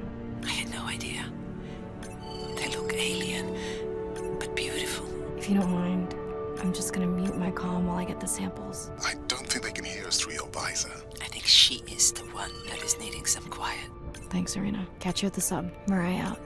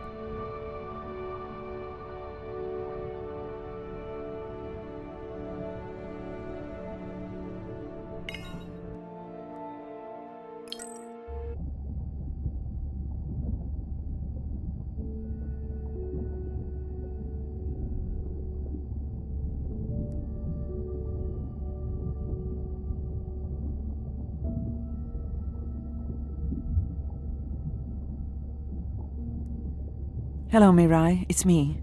I don't see a sample from either the baby or the mother. Andre said you were going back out to look for them. I know you are still deciding, but I told him you're thinking about leaving the expedition early. As soon as I have results, I'll let you know. Mirai, I think I have a location for the mother and baby. They were spotted just outside the research zone by those teenagers I was telling you about. Now, I don't have much data, but the report doesn't sound positive. I'll let Irina know as well.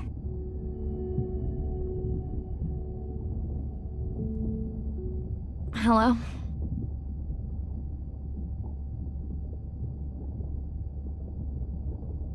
Is now a good time? You sound tired. Yeah, I'm a zombie. I had trouble sleeping.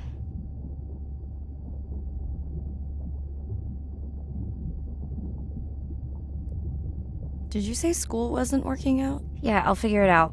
Listen, I'm exhausted. I'll catch you later, okay? Bren, please don't hang up. Bren? Okay.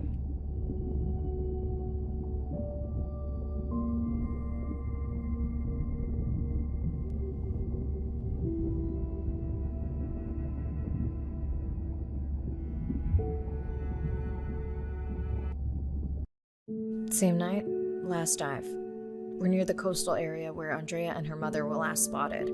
Suit checked and rechecked. Can't risk any exposure in case the bloom hasn't completely resolved. Hard to swim after absorbing neurotoxin. Seriously. Diving now. I'm in. Mirai, are you sure you want to do this dive? I'm okay. And you're sure you want to record in our streaming format? Yes. Ready? Recording now.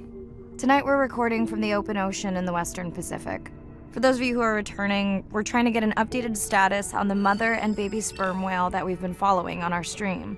We're recording tonight's stream because we have reports that the mother whale is distressed, and we don't want to surprise viewers if these reports are true.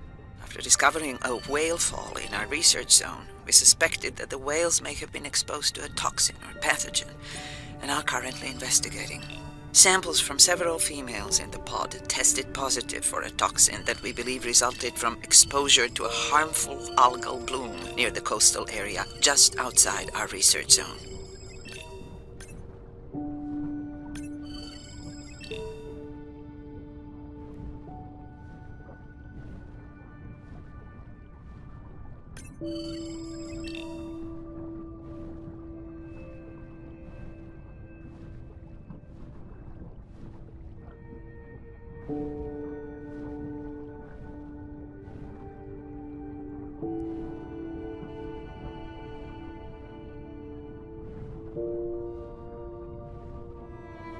As I approach the whales, I'm going to turn off my mic, but keep on my video feed. No.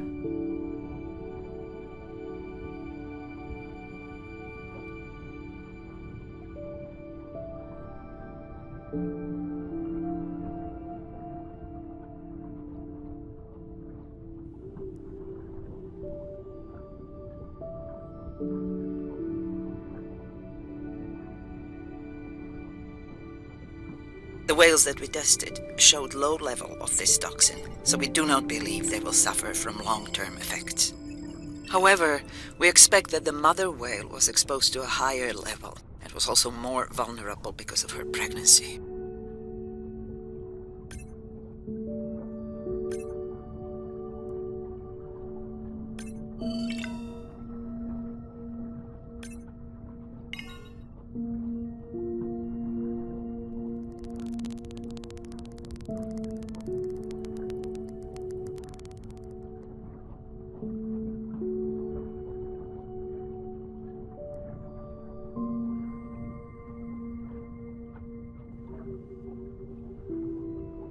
Andre, those orcas sure look like they are threatening the baby whale.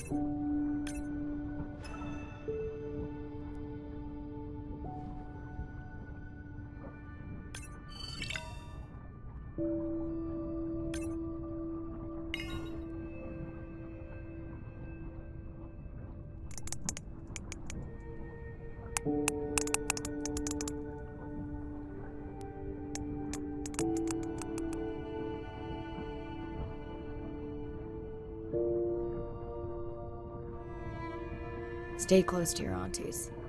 They know the way.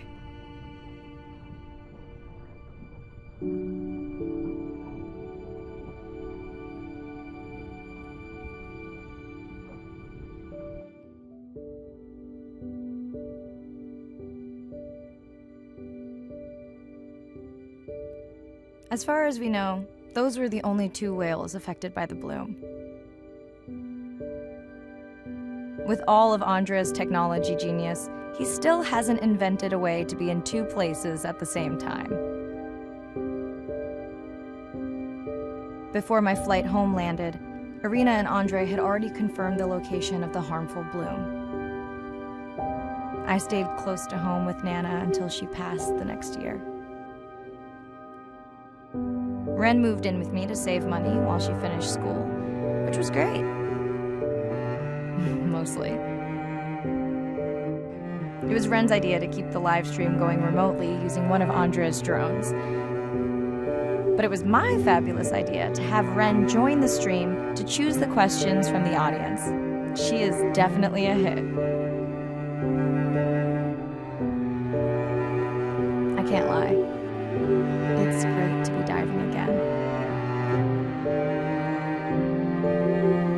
While I was away, the baby became an auntie.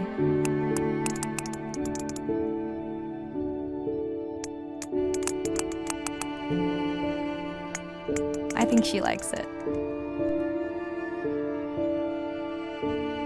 She still buzzes me when I play my coda sounds, so that is still a mystery. But I swear, we understand each other completely.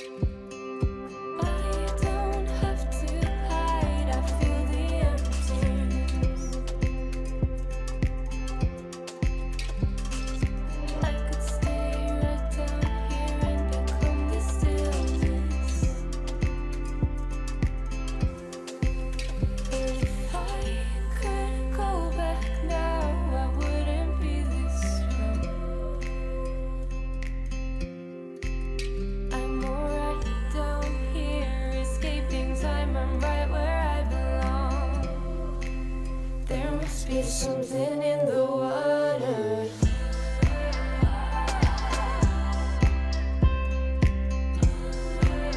There must be something in the water. I disappear further and further and further down. There must be something in the water. There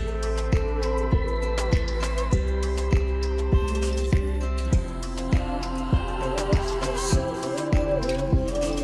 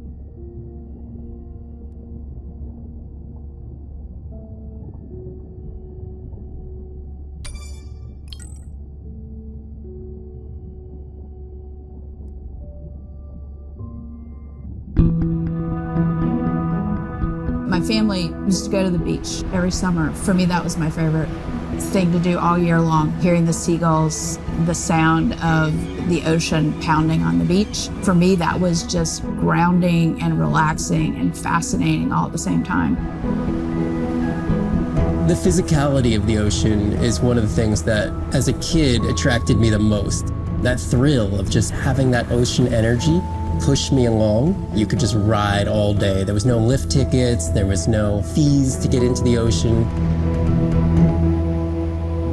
When I describe to people what it's like to dive on a coral reef, they're like, oh, I never thought about that. They've never had a shark swim right beside them, look them in the eye and give them a little fright for a second before they realize that the shark just wonders what I'm doing, just like I wonder what the shark is doing.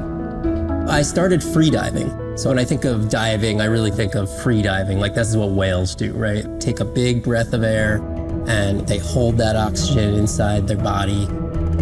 This ability to free dive down to where the scuba divers were, swim around and come back up, was just so free, nothing on, no equipment. I just love that. It made me feel like a fish.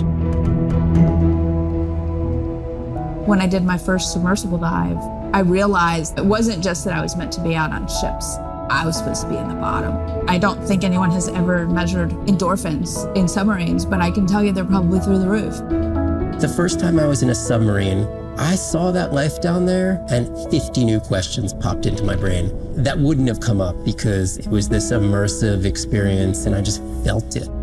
When you're in a submarine and you're looking at these magical environments, you're overwhelmed by this sense of wonder. You're humbled by this feeling of there's so much I don't know about the world, and you're stimulated to figure out how this all works together. I'm a marine biologist. I'm someone who studies the ocean from as many angles as I can. When my kids ask me what I do for a living, I tell them that I'm an explorer. I'm an aquanaut. I dive down to the bottom of the ocean and I see things that people have never seen before. How lucky am I to be able to share this amazing habitat with the rest of the world?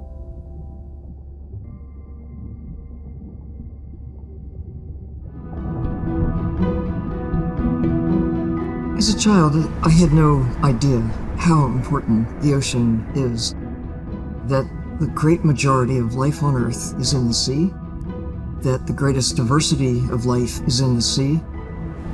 My name is Sylvia Earle. I'm a scientist, an oceanographer, an ocean explorer. I've spent years at sea aboard ships and thousands of hours under the sea. I've seen things others have not.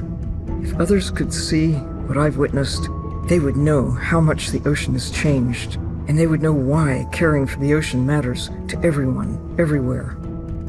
The ocean is Earth's life support system, generating most of the oxygen in the atmosphere, capturing much of the carbon dioxide produced by human actions. The ocean is the planet's living blue heart. Every creature has a story, every one, whether you're looking at a little crab, or a starfish, or a shark. If people stayed on the shore and never got underwater, how would we ever know that fish, that they have communities, they have faces? Their importance as fellow citizens, as cultures, as amazing creatures that we can learn from. There's a lot of water we now know elsewhere in the solar system and elsewhere in space. But to have a liquid ocean with frozen polar areas, it's taken 4.5 billion years to shape the world in a way that is favorable to humankind. It's taken us about 4.5 decades to significantly unravel systems. No ocean, no life. No ocean, no us.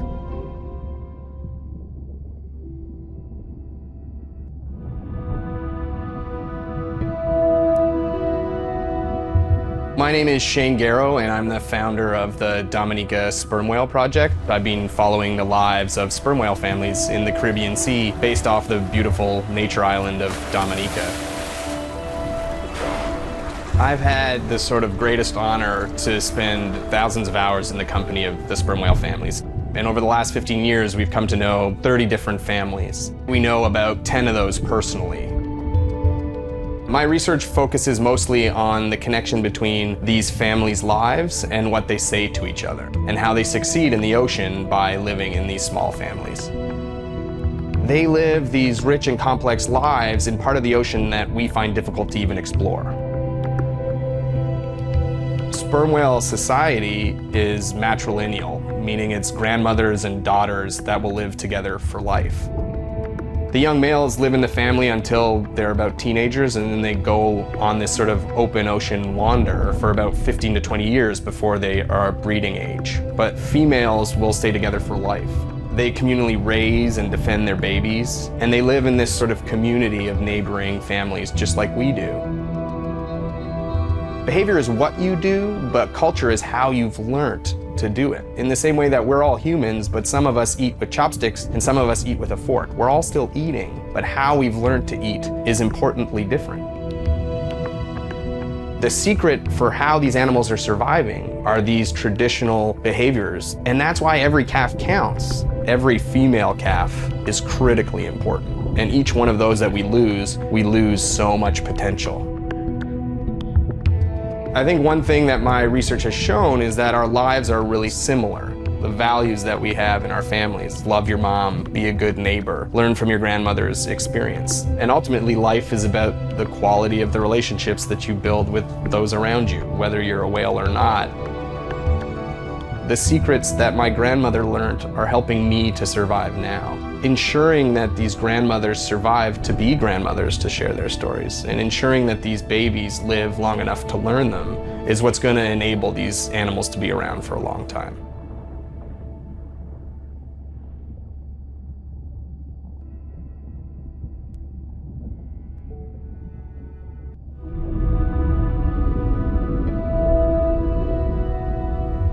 It's a big ocean.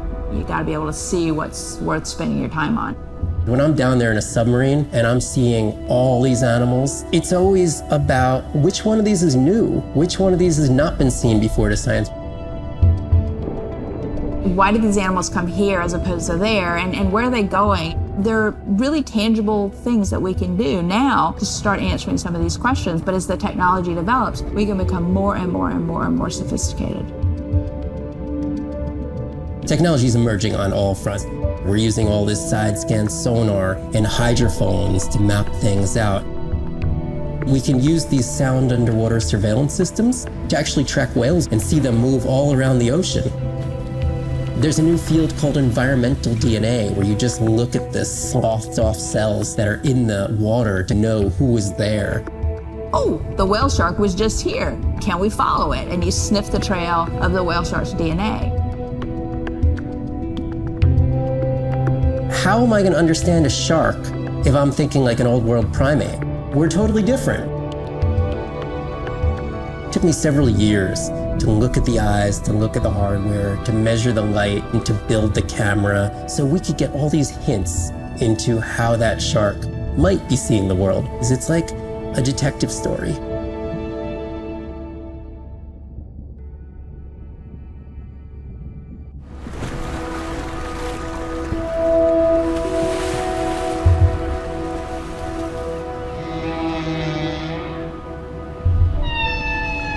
What we know as humans about whales comes from just a few scientists so far, like Roger and Katie Payne.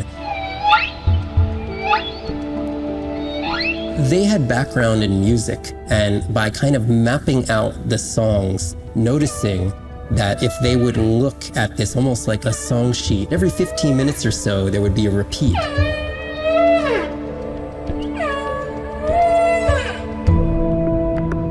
Only male humpbacks sing, but the function of their song is still mysterious. The general belief is that whale songs serve the same purposes that bird songs do, as ways for males to advertise for mates and to challenge rivals. But why they change their songs is still unknown. Taking that information from whales and passing that to us humans was one of the most transformative pieces of narrative to feed the Save the Whale movement and maybe save some whales from extinction. These animals are sharing this world that might have been millions of years going on in their world, and suddenly, for the first time, we, as humans, are tuning in.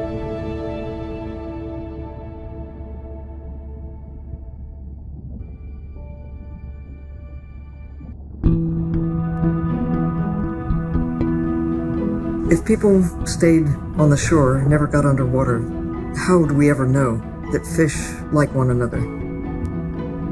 When you see fish interact with other creatures, like the octopus and the grouper, who go fishing together, they communicate in ways that we don't know what they're saying, but they know what they're saying. They've been on the earth for hundreds of millions of years. They've had a long time to figure out these close relationships. Sharks actually might prey on dolphins in a natural setting, but when they are presented with a bait ball, then they work together for this common goal to feed on the fish. We had very large bait balls spread over probably half the size of a football field. We had mobula, we had dolphins, the bait was shifting everywhere, animals were coming in, moving out, just moving so quickly. So we have some orcas around the bowl and also under. So everybody works together as a team, herding the fish. Males, female, everybody is doing this, and they will eventually share the stunned fish afterwards, which is pretty amazing to see. There is no competition, so everybody's working together and everybody is sharing the prey afterwards. It really takes a long time of being in there, watching the same species of fish to figure out these really interesting things that they're doing. So I think that there's probably a lot of really interesting behaviours out there that we haven't even discovered yet.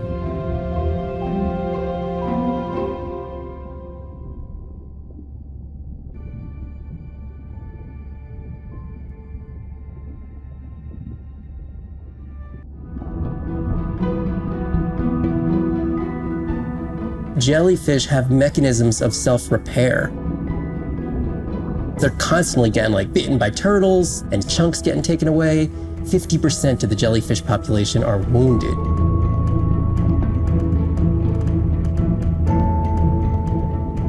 So they've gone through 500 million years living, persisting in the ocean in simplicity, and they've come up with some remarkable ways of living. There's something called the immortal jellyfish and how they age, aging in reverse, which we're just beginning to understand, where they get old and then degenerate back into a youth again.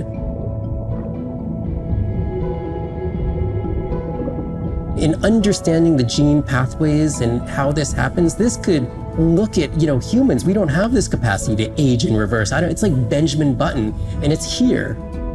And it just takes the kind of focus and dedication to look at that jellyfish and to grow that jellyfish and to figure out how to use the best available scientific tools to get at this question. It's just about kind of looking super deeply and letting the secrets unfold.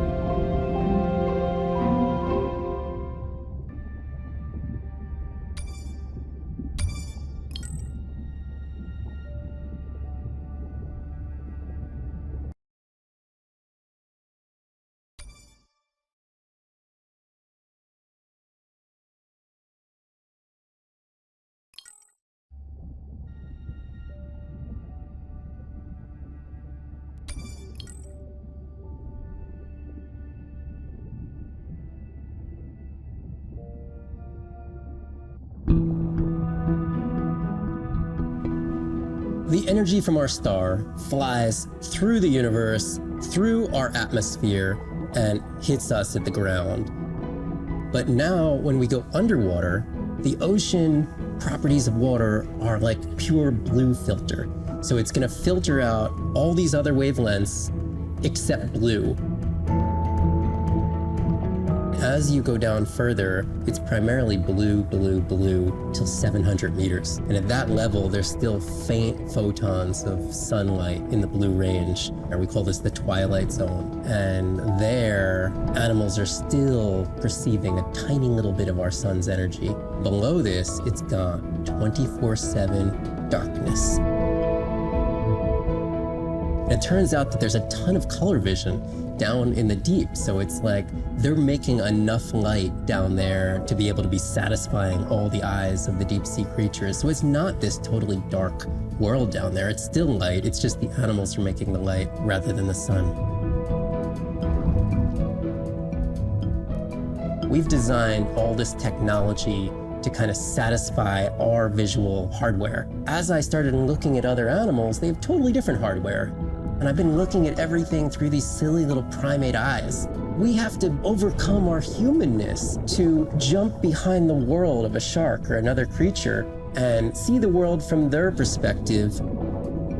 We found a biofluorescent shark, and it only sees right at the blue-green interface. So it's really just tuned to a very similar spectrum to the environment it lives in. This fluorescence was creating greater contrast for the shark. It's like this endless well of information. We're at the very tip of the iceberg.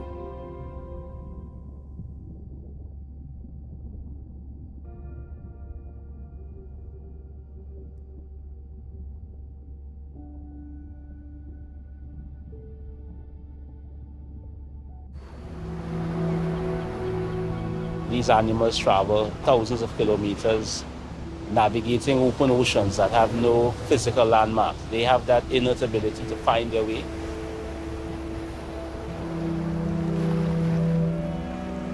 They're only sharing our beach for a short point in time, but they need protection because man has brought an ancient species to near extinction.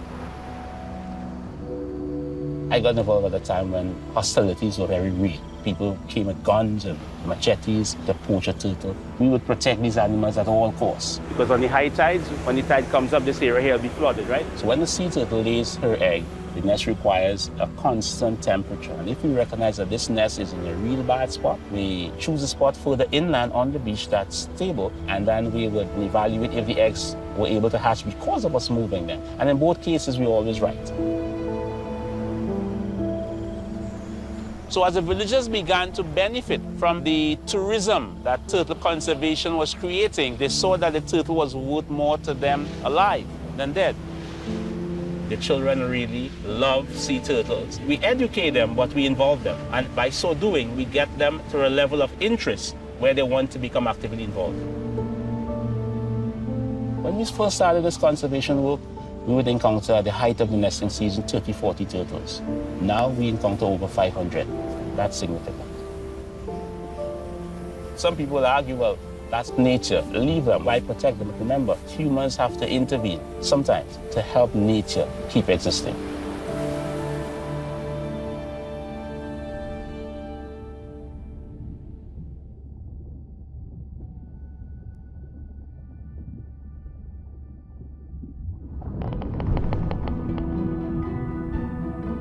Sound to whales is everything. It's their hands. These are animals with the biggest brain on Earth and the most powerful sonic apparatus. They spend a lot of their time deep down. They're diving for an hour at a time in darkness. Just like a submarine is echolocating, they ping a signal out, and then they wait for that signal to bounce off something and come back as the signal. And from that information, they could get an idea of what's there. They constantly click, and that click sometimes can be really loud, and you can feel it in your body. It's like going to a DJ and feeling that bass. Once I had an experience with a sperm whale. It clicked, my ears almost like bounced back. It's really an amazing feeling, you know. You don't develop a huge, complicated brain if you're not using it. Whales have little channels of communicating where they could talk to each other hundreds of kilometers away using sound. Sperm whales make clicks in sort of rhythmic patterns that we call codas. Any family might have 20 to 25 different coda patterns that they use when they're having conversations with each other. And some of them are unique to different places in the world. In the Eastern Caribbean, they make a lot of what we call a 1 + 1 + 3. That sounds kind of like this. And that's only ever been recorded in the Caribbean. And it's been identical for the last 35 years. These are really different ways of life that are being labeled by these coda patterns. In the same way that human language is kind of a shorthand for where you come from. You can make a lot of missteps when traveling simply by speaking incorrectly or introducing yourself differently. Do you hug? Do you shake hands? Do you bow?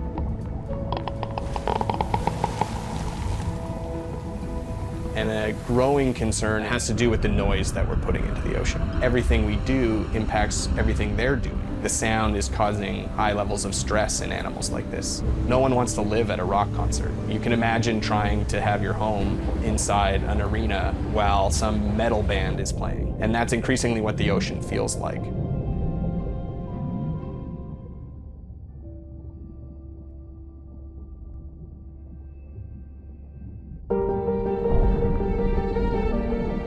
Brine pools are amazing habitat.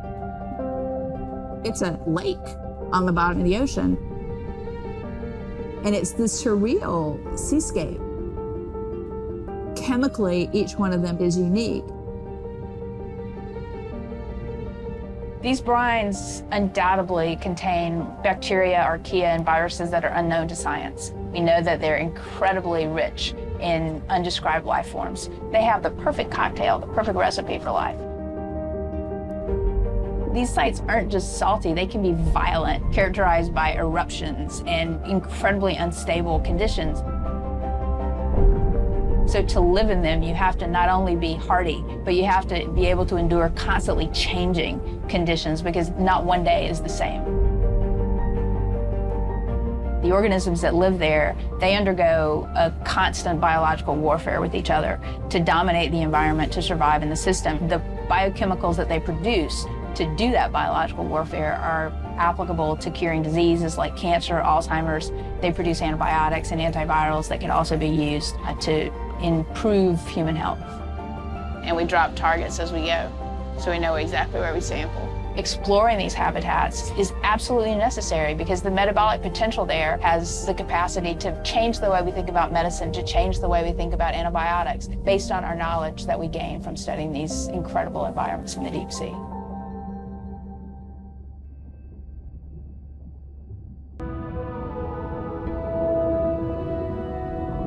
Imagine if I was sent in to go study the Mona Lisa and I come in with a pair of snippers and I'm like, I'm gonna need to cut this baby up a little bit to see what kind of chemical composition is going on there. Like, you wouldn't do that, right? We don't have to kill these animals. We don't have to kill to understand. If we could do a single cell, that means we don't need to kill 20,000 animals to be able to really understand that one. We could do our work much more non-invasively. So we are working this year on a new project to deploy tags on orcas. We need to learn more about the diet and how they use the habitat. So by deploying those tags, we get the information we need. It is the least invasive method. It is suction cups. So it is not a scratch on the whale afterwards, which is something we really like. In the deep sea, we use these like robotic claws from the oil and gas industry that gets you the sample, but this is so archaic. So we've been designing something called squishy robot fingers, which are ways to be gentle when we study the deep sea. But I think we could even take this another level. There's some organism, we quickly encase it. It's like a medical checkup. We give it a swab to get its genome. We image it from all directions. We open it up, the animal goes away, and we have more information than we've ever had before. These animals are Mona Lisas. Our perception of them should change. We should be more delicate.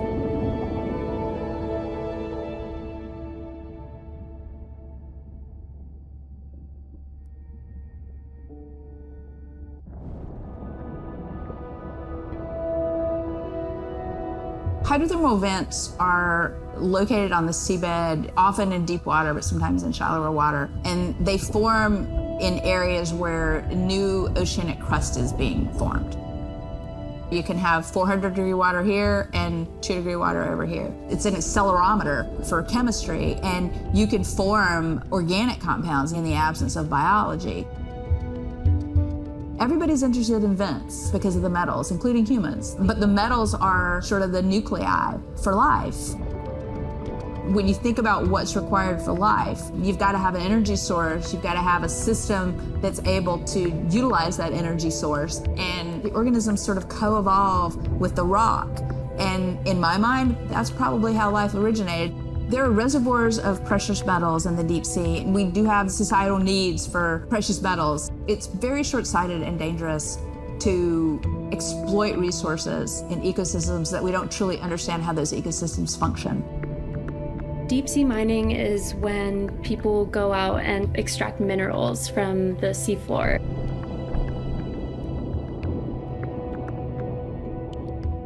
People do this because a lot of the minerals that we have on land are actually being depleted, like copper and zinc, so we're looking to the ocean to get those minerals. We want these minerals for solar panels primarily, and we want them for cell phone boards. It's necessary to advance society and get us off fossil fuels. We simply have no idea about the environmental consequences of a lot of these actions that we're taking in the deep sea. We have tended to go for the quick benefit and we'll deal with the consequences later. Well, I think that has caught up with us. We don't know enough right now to effectively, selectively mine the deep sea without catastrophic consequences. The science has always lagged behind the industrialization. I would like for once to see the science ahead of the industrialization and have the science define the limits of the industrialization.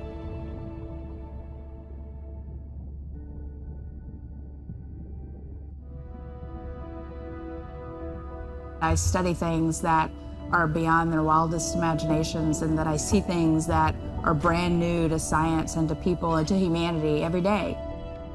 I'm at home in these kinds of environments. It's funny, I'm more comfortable here than I probably am on the outside. It wasn't just that I was meant to be out on ships. I was supposed to be in the bottom. I was supposed to be in the deep water. I was supposed to be doing those things that nobody had ever done before. It completes who I am. Being a deep sea scientist, it does require sacrifice. I mean, we're away from our families for weeks on end, sometimes months on end. It's a constant struggle because you miss parts of your kid's life. My oldest daughter was about to turn 3 when the oil spill happened in 2010. I was at sea a lot. So between 27 months and 36 months, I was gone probably more than I was there. When I came home after a 5-week stint in the Gulf, she came running up to me in the airport. She had transitioned from a toddler to a little girl, and the little girl was gone, and there was this other person there. And you don't ever get that back.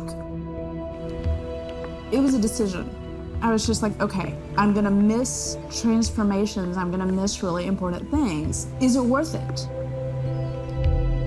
I had talked to her class about the ocean, and one of her friends said something to her, and she responded, you know, my mommy, she's the ocean doctor. The ocean is sick, and she's trying to make it better. She couldn't even say important, she's like, it's really important. But she understands that it's an important job. Every time before I leave, I say, my most important job on this planet is being your mother. But this is part of me too.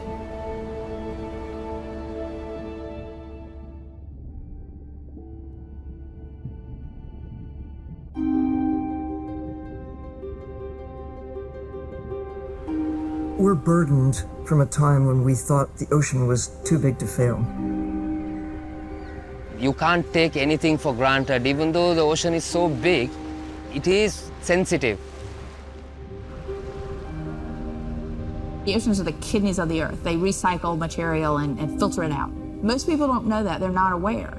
They see the ocean as a sewer that they can dump anything into, and it's out of sight, out of mind.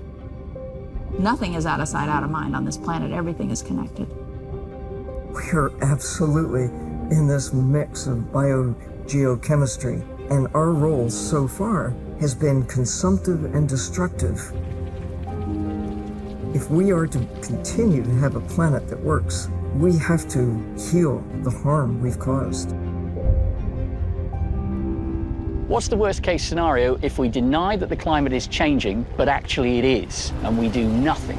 Then billions of people's lives will be directly affected just by sea level rise alone, let alone the other effects of climate change. So it's not about who's right, it's about the consequences of being wrong in the decision that we make right now. Educating everybody, from school children, fishermen, tourists, if we can manage to do that, we have a very good future and we can gain a lot from the ocean. If we could establish the foundation for interspecies communication, we can make first contact. And that's where I hope the future goes. Because what we really want is curious, conscientious, and a self-correcting population. You changing can affect all the people around you. To walk instead of drive, to buy a hybrid, to ride a bicycle, to not use single-use plastic. Imagine if everybody did that. The effect would be tremendous. We do have the power of choice about what we eat, what we wear, how we travel. All the things that we do in an everyday way, times 7 billion, will make all the difference in the world. We must protect the ocean, as if our lives depend on it, because they do.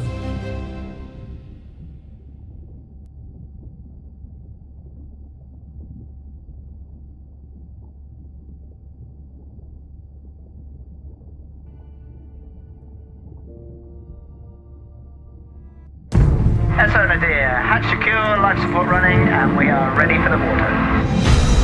Oh, here she is. Look at the length of that thing. He is wider than the sub. Is long.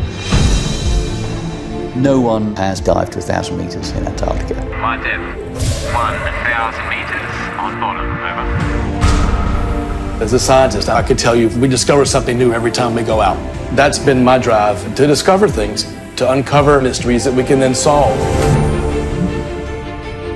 We're on a new frontier of ocean exploration that will bring out the explorer in all of us. We're partnering with the Ocean X Initiative to build a mind-blowing platform for exploration. A research vessel that's a one-of-a-kind ocean conservation and media platform to explore the world's oceans in ways that were never before possible, to create one big wave for the oceans. I think it's really exciting. There's still a massive part of this planet we know nothing about. We need to make people understand what we do in the next 10 years is going to determine what the ocean looks like in 200 years' time.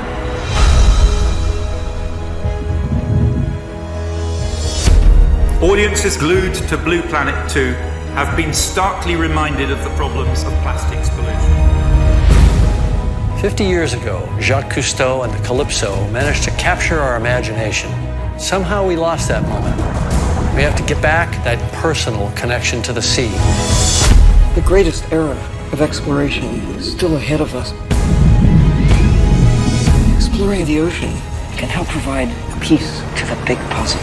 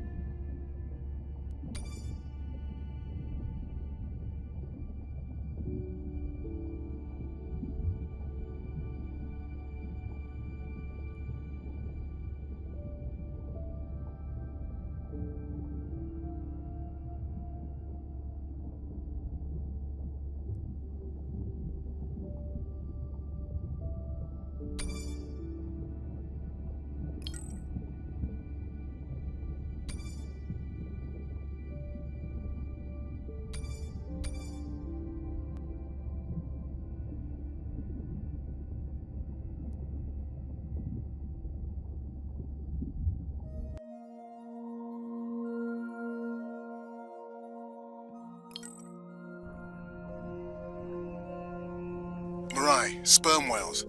And they must be your pod because I have a tag signal that is definitely ours.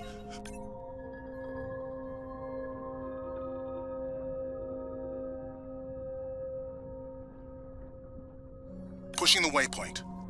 On my way.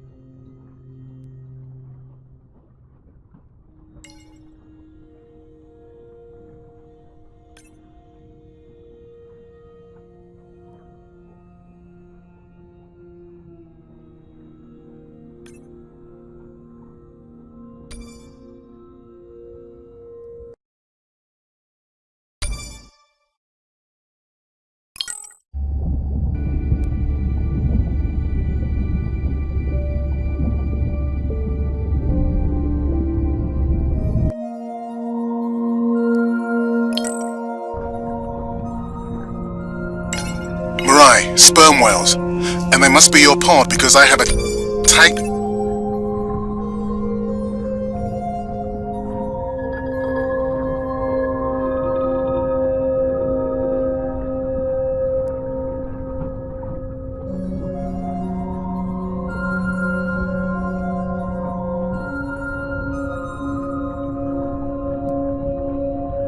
signal that is definitely ours. Pushing the waypoint. On my way.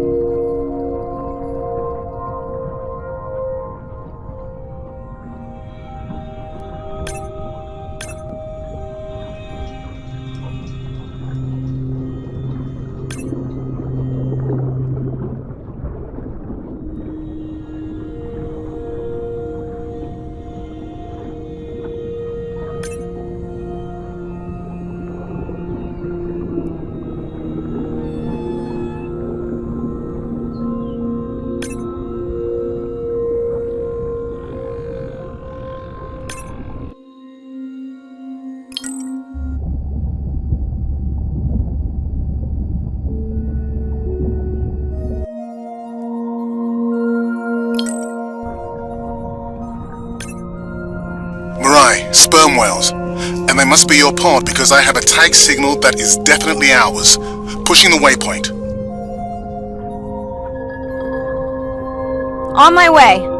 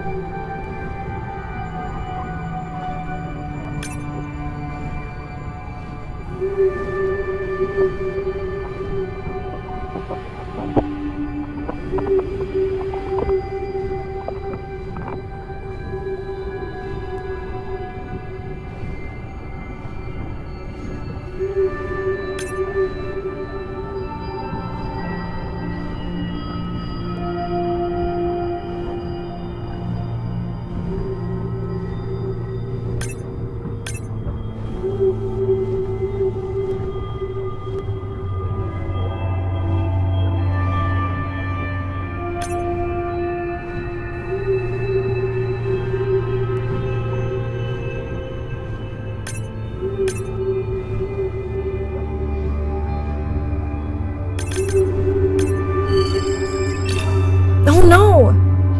What happened to you? Were you sick?